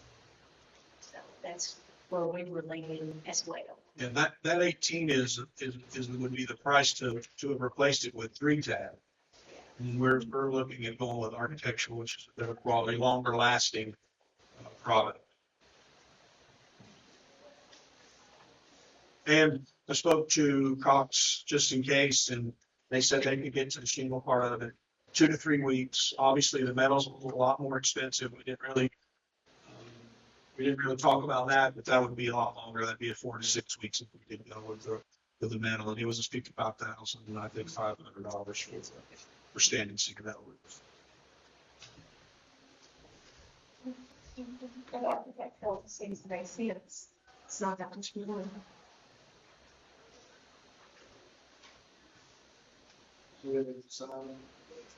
If we want, I haven't without. yeah, if you want to award tonight, and then that way when I get the check in, we can move forward with the project. If you just want to award to, What are our second process? 20,950 is your low for the shingles, architectural shingles. 55. I think it's 55,300 for the standing seam metal roof is your low. Those are your 2 options. 20,000 for the shingles? Correct. Architecture. Architectural. the second bid came in at $30,044. Motion to accept. I'll make the motion to accept. I'll second that motion. All in favor? Very good. Well, unless there's any questions, that's really all I have tonight. Thank you. Anybody have any questions?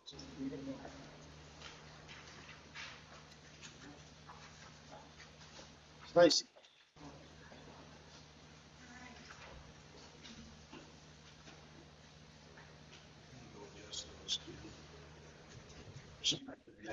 Controls. Yeah.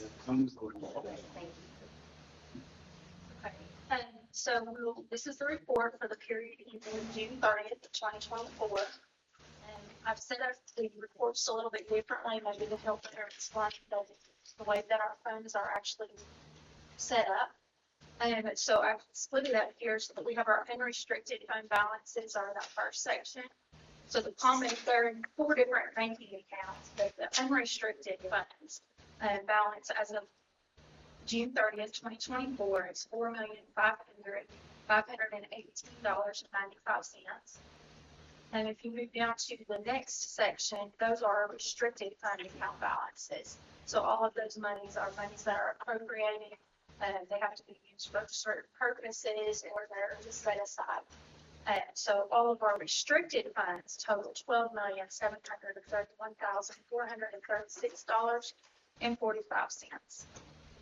I did give you the balance as of today, or as of 6:30, and then also the same period And the, and actually I changed this before I got budget happy. I went ahead and changed it to 23-24 balance, but that's actually 22-23 balance, just to give you a variance. And so the variance is on that far right column. And I do have some explanations if there are some questions in regards to the variances. Do you want me to go through those, or do you want us to, unless there's a question? Okay. So the variance for the UCBI operating account, we had to make repayments from the operating account to a lot of the restricted funds. The money's running the appropriate account, so we did have to do quite a bit of cleanup, and so that's the difference there for the variances. The Art Rule Center USDA account, we're actually trying to get that account closed out. There is a payment that continues to be deposited in there, and we have spoke to OSC several times trying to get that changed. They keep telling me 30 days we'll get it fixed, and then in 30 days it hits again. So we keep resubmitting. We're trying to close that account out. As soon as we're able, we'll close that account out. That will go away. And the operating account at North Carolina Capital Management Trust, that's the interest. So the variance there is the interest that is continuing to gain. And the school capital sales tax, I have this in two places. And the reason being for that is, we'll get into this down in the other report. And the schools get a certain percentage of our sales tax that's set aside for them. We do have our reimbursement resolution in place for this capital project that Jason's been talking about, the football and stadium. So at this time, we've not been giving them their sales tax money. We've been reimbursing ourselves as we are fronting the cost for that. So at the end of this fiscal year, there's an account balance there of $117,000. So that is the amount that is unrestricted at this point, because that's funds that we're using to reimburse ourselves. And if you look down on the restricted items, they actually had a balance left over at the end of 6/30 of $7,748 that they did not use of their sales tax money. So that's split up into two different columns. You move down into the restricted, the other big variances were with Duke Energy. We got new revenue from the share of the wealth, share of the light. So that's why the difference there. The facilities funds is quite a bit different. They did have some furniture that was purchased, and so that's what went in that account. The fitness and wellness was a new account, so we didn't have a variance there. The register reads AME. That money, it continues building until she uses it for preservation, but she has started her preservation program, so we will start to see some activity on that account. And the Sheriff Marine account, that is a new account, so there's not a variance there. The Sheriff North Carolina Drug Trust and the Sheriff Office Trust, both of those are discontinued. They're going to continue to build until such time as they start using them. Sheriff Reward Program is new, so that's a new account. The Soil and Water, they had a board meeting last month, and they have not repaid Grant County for the services like we provided for. We paid for half of Bill Corbin's salaries, but we fund the rest of the staff salaries, and then their operating expenses. They had not repaid fiscal year 21-22 or fiscal year 22-23. So they did go ahead and make that repayment for those 2 years, and then they're going to make the repayment for 23-24 by the close of the next business year. So that was the difference for the variance there. The American Rescue Act, we did repay the general fund for the projects that were identified. We worked with NCACC to get our ARPA funds back into compliance, and so we were able to do those reimbursements back to the general account. The opioid settlement, the variance there is we have new settlement money coming in. We'll continue to have new settlement money coming in. Represented payee, there's a variance there, but that's determined by the state, by the rep payee's usage. That's really nothing to do with us.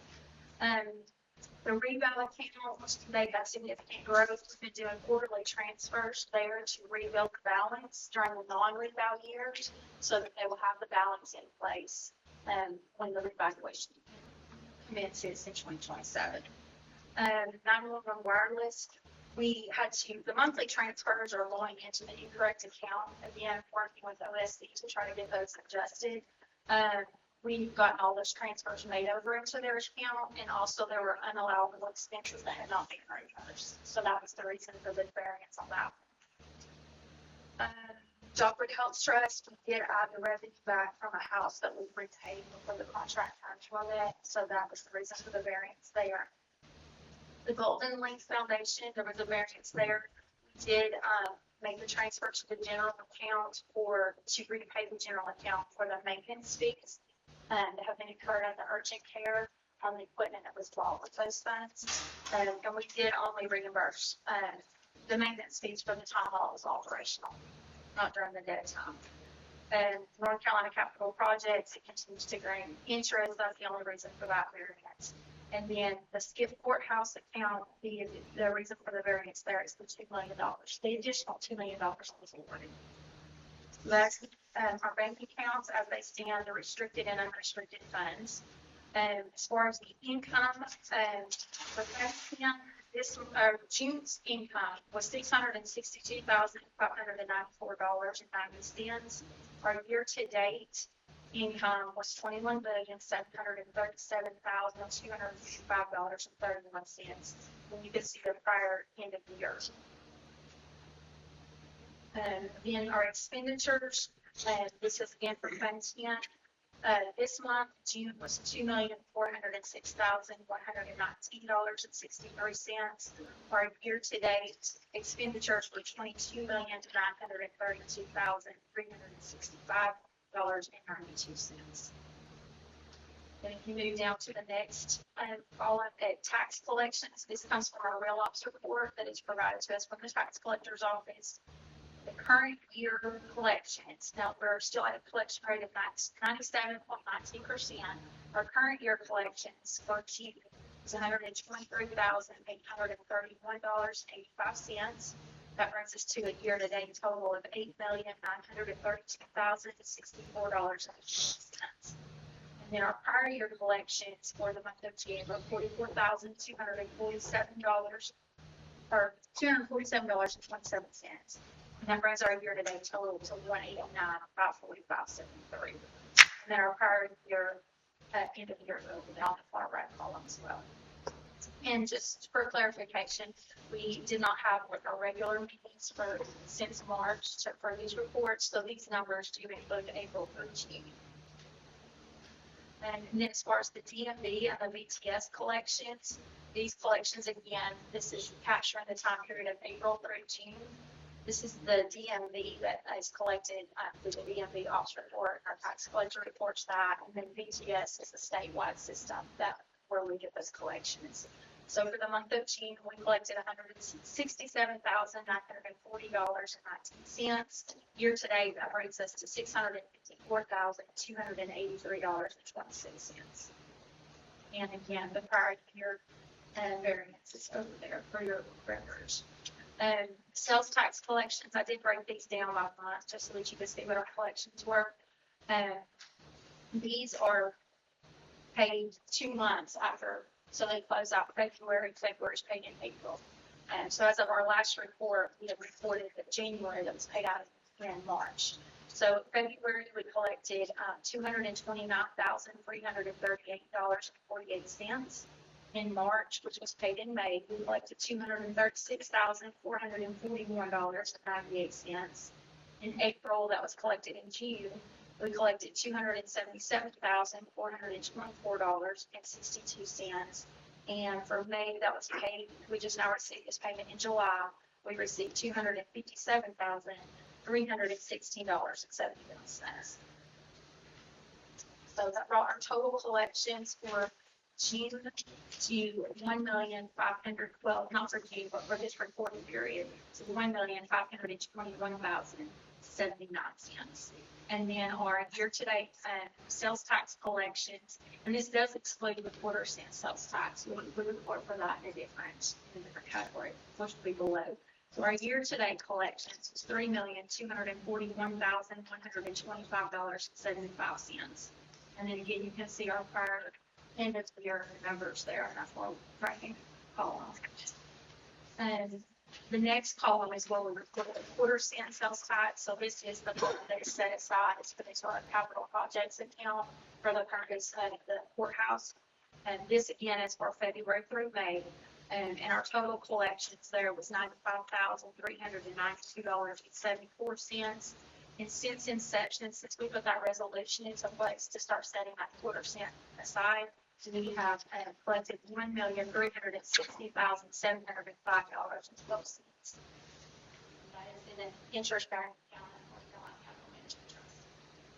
And just a few other notes, we are working with the CPAs and with Stroud and finalizing the PR for the auditor, so we are continuing to make progress there.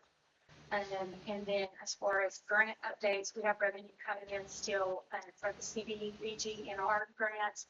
And we're paying those contractors weekly, and we're putting in requisitions to Commerce weekly on the NR and the CD grants. And then we've also built the Southwest Commission for the October hearing. We're able to finalize that project and get that one closed out. So we've filled all of those. The recs have been submitted on those. And then we're able to close out the Department of Public Safety grant that we had at the jail. So we were able to pay that out. Didn't have to revert any funds, didn't end up owing anything. So that was good to get that closed out. And as far as the budget, 24-25, ordinance has been created, the budget's been imported into Logix, and Logix is up and running for fiscal year 24-25. So we are operating out of the two still, trying to close out the things that are going in 24, and moving forward and start budget, our expenditures for our budget for 24-25.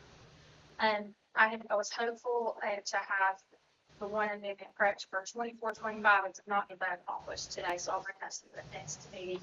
And we do have the final amendment for the 23-24. It is very intense, and I'll provide copies to each for it. It's just where at the end, so when we present our ordinance we file our ordinance, we file it on a departmental level. So after discussions with the CPAs, way that we clean up at the end of the year, departments that went over the budget, we go and we supplement it from another department to clean those other dollars over the budget. So this is the final amendment for fiscal year 23-24. That will get all of our departments in compliance, and then this is what will bring us everybody's back to balance. And so it will be it's $1,139,820, and that will get everybody cleans out and back into compliance. I'll have copies of this around for you guys. And then going forward, I'm going to start presenting a report to you guys by department, and so that we can maybe keep a better track on the budget going forward.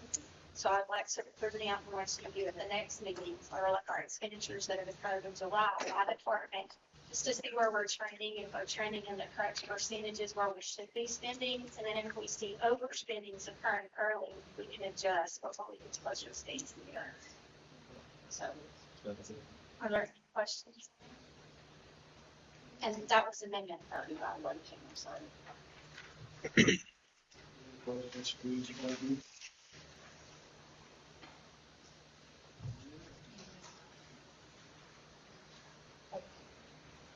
Amendment number 30.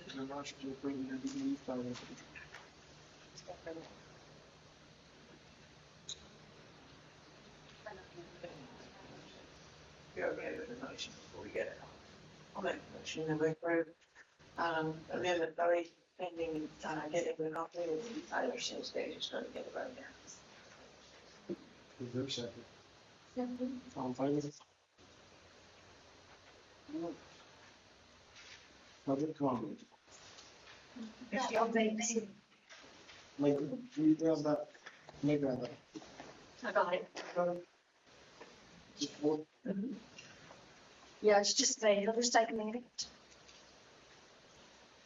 I'm here to do a public records request. I requested several documents back on May 2nd, and the county attorney, Jay Coward, sent me an email stating it would take some time to receive the documents and possible budget prep. I I sent an email yesterday to the county manager and the county attorney with no response. Seeing how the budget has been approved for over 2 weeks, I see no need for delay in receiving my request since all the information should be compiled for the budget and the year-end process. I've waited 2 months for this public records request, and I, for some reason, cannot get it. We deferred to Jay because we asked Jay to let us know what, and he responded to Ms. Chris. And he was gonna let us know what was determined to be confidential, what we could include and what we could not include. And we did not receive guidance from him, and that's why the public records request is not finalized.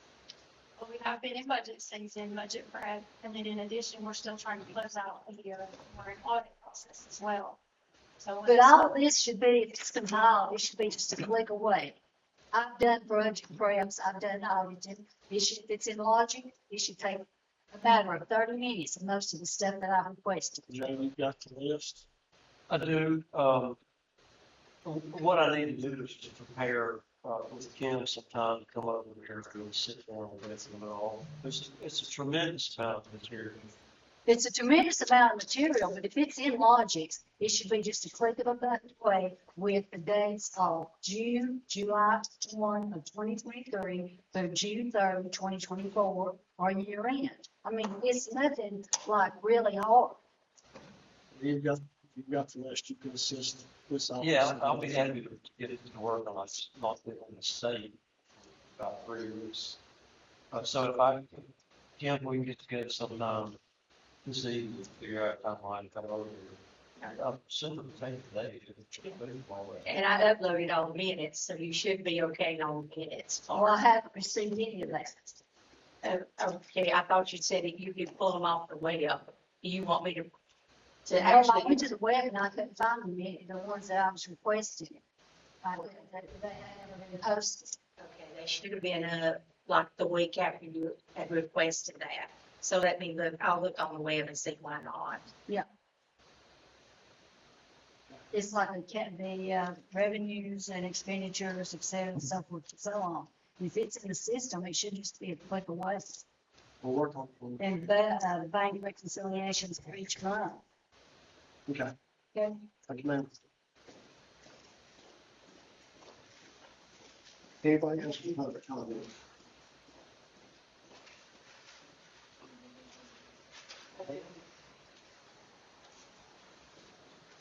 Discussion items, we got releases and discoveries. We've got discoveries of $8,061.60 and releases of $7,561.59. Motion to approve the releases and discoveries.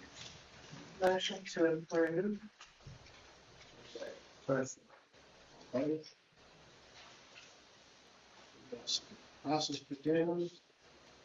Yes, they're following. There's three bids quotes that came in, and TV Technologies was the lowest quote. We had lightning strike some of our cameras over at the pole, so we had to replace those, and which we desperately needed a few times. And, yeah, so we're getting them on the new buildings as well. Do we have insurance? We do have insurance, and we filed a claim on that particular one, yes. I'm sure some of these are office. Yes, sir. Motion. Is there anything in particular that would be significant, be different in the cameras that would influence the quotes? No, they came from 3 different companies. Cameras are the same quality as everything. As far as I know, I'm not an IT guru, but they're supposed to have the same spec sent to them, all 3 of them. So, IT has not given you any such information, that there is a lot of difference. No. Or I'm sure they would have. Yes. I'll make the motion that we accept the lowest bid.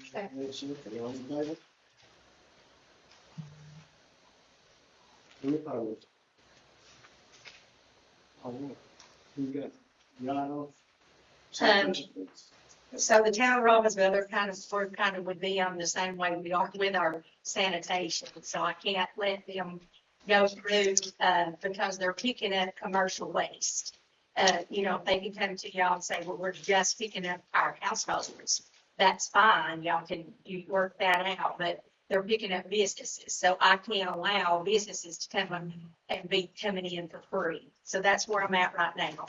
And the reason I'm saying this, it's not the state said we would get a ticket, $12,000 a day, back to the first day that he notified me of this. So now that's going on about 6 months, where if we allow it to happen, we got several complaints filed on this at the state. So now we're in the eyeball of Raleigh, not just Asheville. We've always worked with the Asheville office, and they kind of turned a little blind eye with our tier 1 county, because they know we can't afford the same things that Mecklenburg can, or Buncombe for that matter. So that's why, you know, we can have a conversation.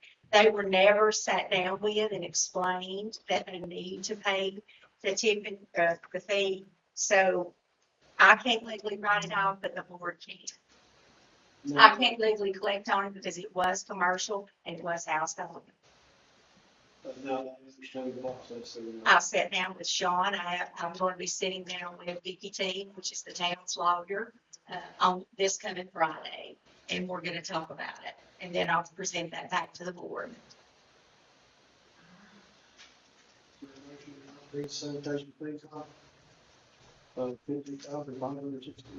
That was for a year. Considering the information given, I will make the motion to write off these fees through July the 1st, 2024. And I suppose then going forward, we will be collecting. Yes, sir. Correct. Okay. Motion to that effect. Is there a second?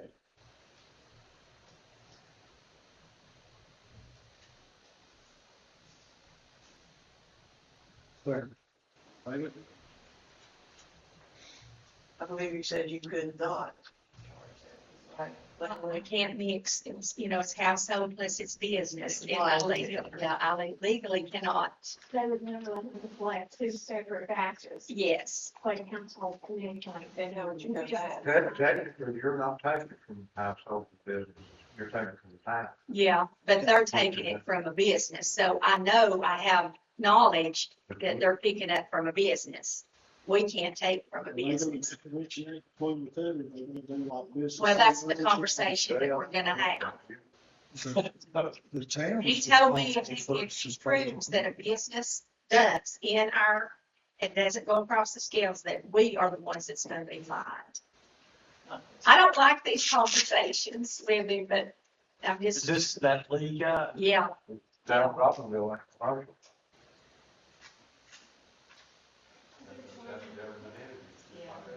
So does that not make them a commercial if they're charging for the pickup?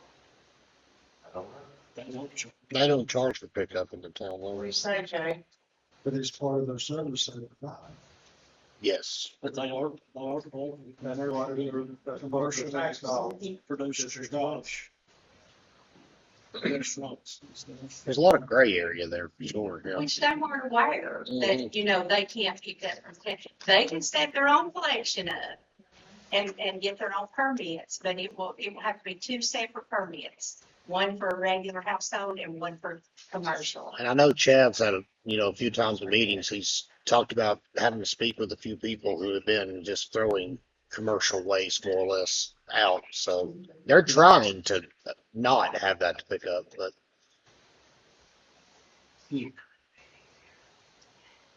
Well, I guess there are certain instances where a municipality can be involved.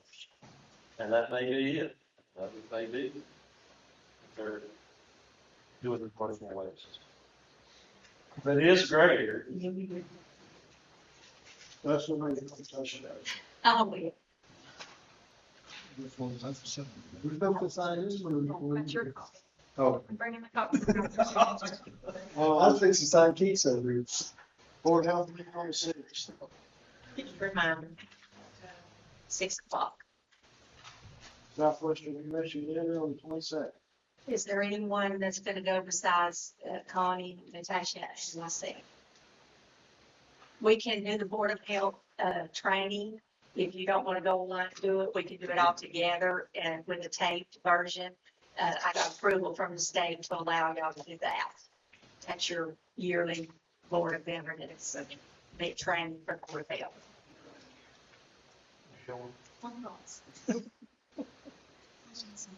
All right, let's, Lakeland Emerging down here for NCCC. The conference in Philshop County on the 15th. You wanna go to that annual conference?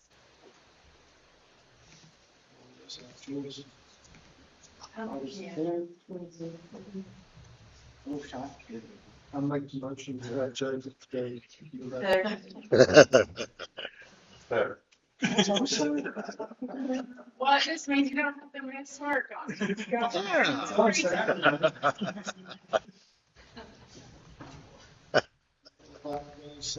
Call vote. The ayes have it.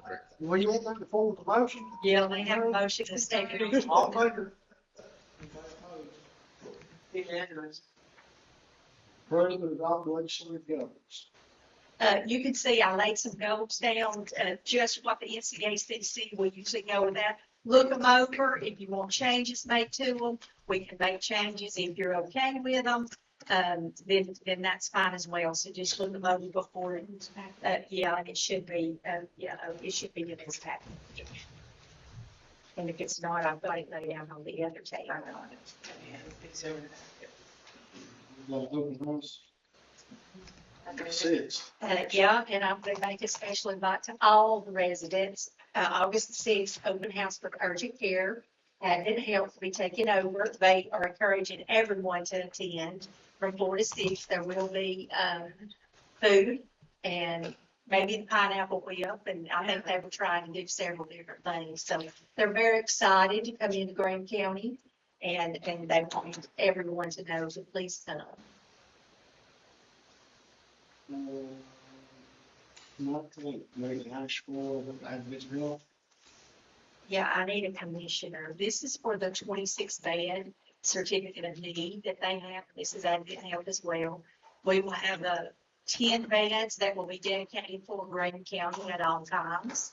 And they're asking that we come, a commissioner and speak. I know Juanita, if she's able, she's going to go as well. So, but they are requesting one commissioner, so I thought I'd let y'all decide which one. It'll be in Asheville. I'll be out. 10 o'clock that morning, I believe. Well, maybe it'll be my property, that would be nice. 11 o'clock, yes. 11 o'clock. Yeah. It's a Friday. It's a Monday. It's a Monday? Oh, it is a Monday, you're right. August the 19th. No. First day of school, wow. Well, we'll just get one in the car and let her drive. We'll figure it out. So what's the figures? Okay, and then I'm going, so, Cody came by this afternoon and he had added one more car. And as you go through them, I'll give you the starting bid that they requested, if that's okay. So we got $15 charger. Okay, they have a starting bid of $1,000. Starting bid of $1,000. 13 plus A starting bid of $1,000. 16. Starting bid of $4,500.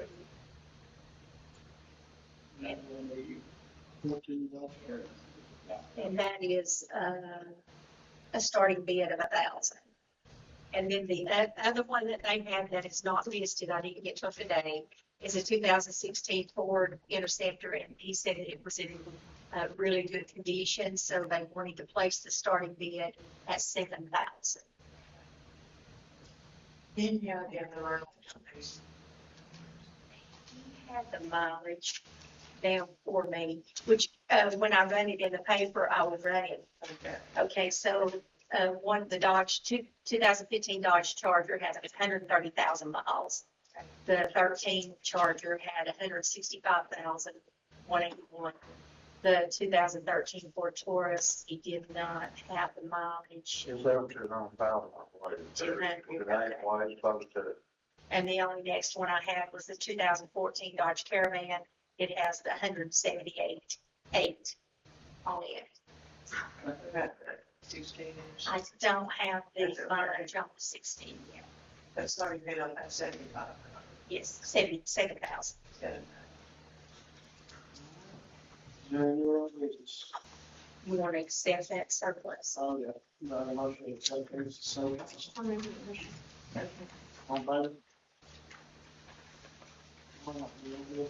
Okay, so Brian Stevens called me this afternoon. We're gonna get our, one of our ambulances next week.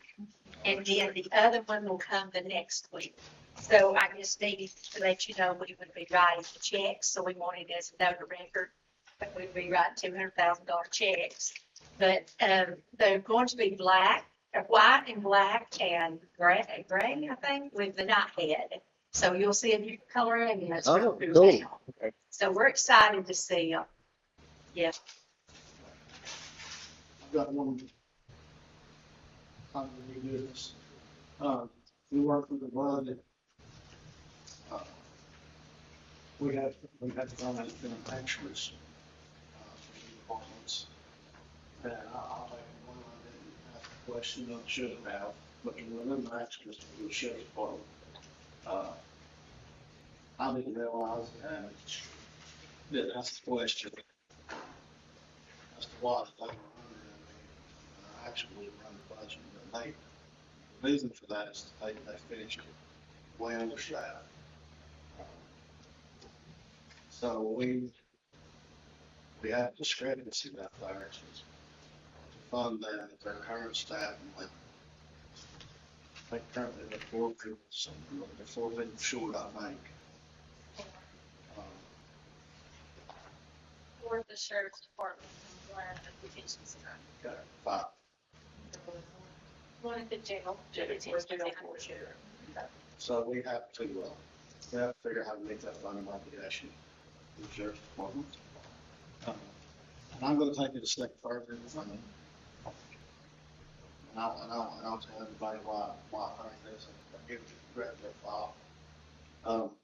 We've identified departments and seen them around over the years, because we haven't got anything to take.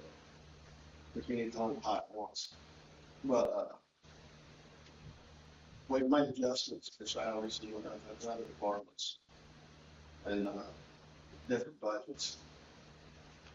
And a couple of the reasons that I think that we need to, address salaries at the sheriff's department.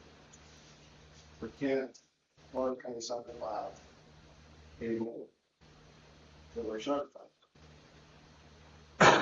Current pay scale, we can try and certify. And I'm afraid if we don't make some adjustments that we're gonna lose the one we have and we're not gonna be able to replace it. We all know we went through this exercise of retraining. The cost of retraining. And if we can't attract any certified deputies, then we're paying overtime. And overtime's a huge cost that fully staffed departments don't have to worry about as much. And this is nothing new that's not done. I asked Stacy to run some numbers. There's any number of ways that we can go about meeting this obligation. I believe. It's just the expenditure issue. I think it costs us around $200,000 to meet the obligation that we need to be in front of. Cost us $109,000, which one would take apart to meet the need. And, That includes the FICA, the retirement, the supplemental retirement for the certified officers. So it's fully loaded. Well, for many years, we've been paying the fees for the training, the VLET training.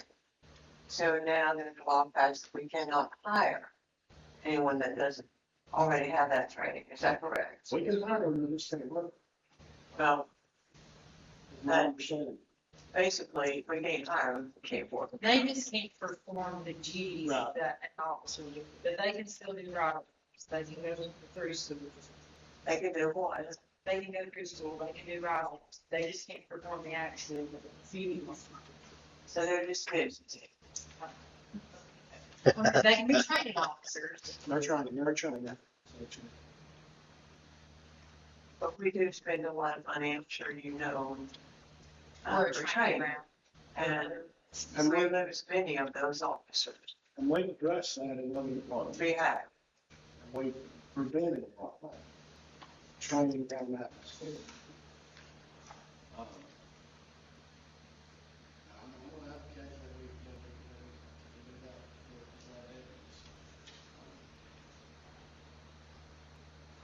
If Stacy could speak to, Jacob said about a number of ways that we might,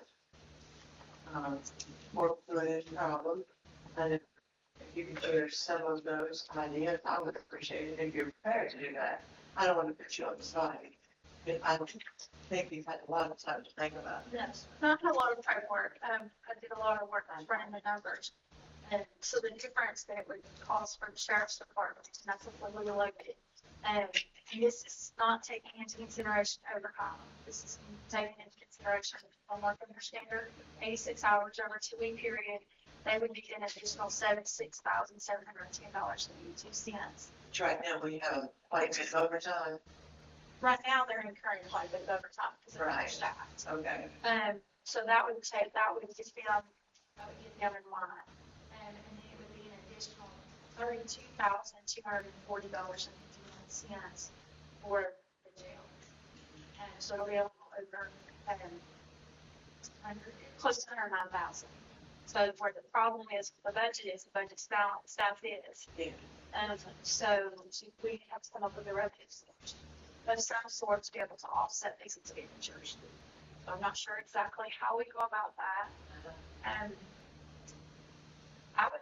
I would like to see the commissioner potentially charge each of the departments that have the ability to bring in revenue and to maybe bring their concepts or their ideas of ways that they might could either amend with programs they already have going on that bring in revenue, or potentially some type of new program that could potentially bring in revenue.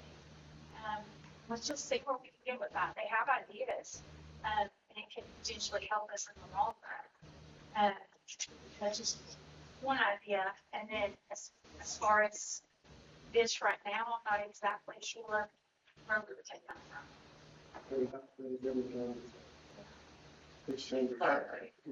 If we do what you're talking about with different departments, and it's actually has some good ideas on that as well. And if we were able to find those funds with savings in other departments, then we'll be able to supplant the funds we took from the general fund. Ultimately, the goal is for us to not have to increase taxes, not to burden back on the taxpayers. So that is the goal. So Yes. We have to keep the budget balanced in order to do that. We have to try to keep our costs as low as possible in order to not put the burden back on the taxpayers. So that's the goal. So if there's any ways that we are not being creative in that right now and not finding other sources of revenue, we need to probably be a little more aggressive. I don't think we'd have done that by department. It's been, when I see people ask me, when they're figuring out where their tax dollars go, I mean, there's some expenditures that have to be fully funded, like 911 has to be fully funded by tax dollars. They're not gonna bring in revenue. We've got Some very fun. But I mean, yes, in law enforcement, but one thing in particular that has been brought up a few times is, as far as like EMS, it's questioned whether or not it should be able to be self-sustainable without tax dollars because of the revenues brought in from the EMS field. Is there a way to just break down exactly what they're bringing in, grossly, what their cost is, to see how much tax dollars are having to supplement, or if any at all, would be needed to see if that's. Pretty easy, because all of our EMS billing is coded to the same place. So we should be able to see all of the income that we brought in for EMS billing last year, and then we can also just run an expenditures report for that department, and then we'll know what the difference lies. I can email that to you, or I can have it for you at the next meeting. Whatever is easier.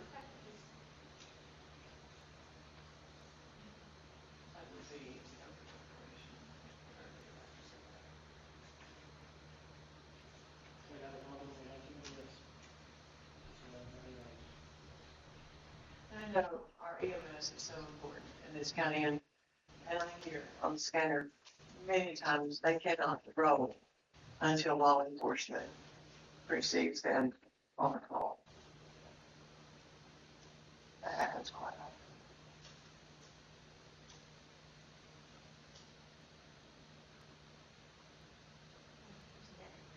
Extra revenue with that EMS account, those two accounts. There is. And we've set aside the revenues for the ambulance purchases this year. But I'm saying you could use those funds and repay it back. And that's a revenue source that you could go to. One of the things, sales tax, and we didn't budget as much as we should have. And I think we're gonna be okay with sales tax, because I got our report, and we got 69% more than what we did last month. So I kind of feel like we're short seems to still on our sales tax. I think we're gonna do it better. If we do this, I think we're gonna make an adjustment on the special. And running the final numbers that income and expenditures for, the period ending June 30th. Of course, we still are going to have some expenditures come into play. Those typically run through September, we're still paying the old fiscal year costs. But so far, we operated under our budget. Yeah. For last year. So if we continue to run fiscally responsible and continue to run under budget, we will be okay with these raises, but we just have to, in order for us to add it to those lines, to those expenditure line items, I have to have revenue to offset it. But we can't make a budget amendment until that time, unless we decide that we are going to take it from fund balance. And we'll refer to what we're seeing, to your point, Lynn, at the travel insurance tax, and disregarding the extra 3% that we know we'll be bringing in, our taxes are increasing 15 to 40% each month right now. So you make a good point there. And that could be, and it is relative to the other sales tax in the county, because they bring in a lot. And we did underestimate it based on ODC's recommendations. So that was the reason for lowballing it in the budget. Yeah.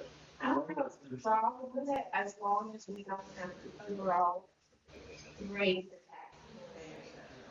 We can't be conscious to that. One of the things, Stacey, you were talking about doing a monthly basis for each department. You have a little bit more control, you can actually see where there's adjustments to the city land. Right. And sometimes the department is going to say, hey, we need to call that on first. That's what I would like to do is I'll try, prepare the report, is go ahead and identify if you're running over budget. Can you provide me an explanation that I can provide to the commissioner just to why you're running over budget? And then if we see that it's a bigger problem, that something's come up, some unforeseen event or what have you, something that we weren't able to estimate or prepare for, then we can go ahead and be proactive about it instead of being reactive. No. I don't know if you may correctly do, but you could actually print them all off each month and you would say, that's my plan. Highlight this year. So when I prepare for this, I'm going to provide it to them. That way they've got to come to the signature. I do the same thing. Yes. We're fiscally responsible for any governments. And I've already that years. They want to have to do it. We need to push that year. That's what I'm. We have to fix the short problem on this. And that's Increasing taxes is not a consideration. We're, looking forward to seeing these numbers and seeing how we're tracking. So, We've got, it's gonna be okay. figure something out, I'm sure it'll be all, everybody else. Figure it out, so we know what. I'm just discussion. to go forward. Keep close communication on that. There's a comedy night, this weekend, July 19th. This is going to support it's our unwed mothers program. It's gonna be at the First Baptist Church. So if you wanna see this little flyer, we've got rodeo coming. Friday and Saturday, yeah. At the P&J field. And then, we're gonna have a back to school bash at our, Grant County Pool, free admission, for our kids. We're gonna have a movie, a G-rated movie, and let them swim and watch a movie and have free popcorn and just, so if you know any kids, grandkids, neighbors' kids or whatever, invite them to come. We would like to do a little bit for them before they go to school. What day is that on? August the 14th and 15th, a Wednesday and a Thursday, I believe. Okay. Yeah, forgive us, Lord, on the Wednesday, but our children got to church, so that's why we did 2 days. That's right, yes. And I'd like to thank the board and Tim and whoever had a decision making vote in allowing the rescue squad to have a night at the pool for their kids. This week it was a wonderful event. And I saw kids there that would not at any other time be able to come to the pool. So thank the board, thank Kim, and they really enjoyed it. We owe our volunteers a lot, and that's the least we can do is let them have pool night. Hope we'll do it again before Labor Day. These guys are volunteering, and some of them are single parents, and they just could not afford to be there if they don't have a free night. Do anything else? You know, more things. All right. Take a motion to go into closed session in GS 143-318-11. A, go to the non-sexual, which the confidential information on the constituent person. Thank you. It's in the. 1 minute.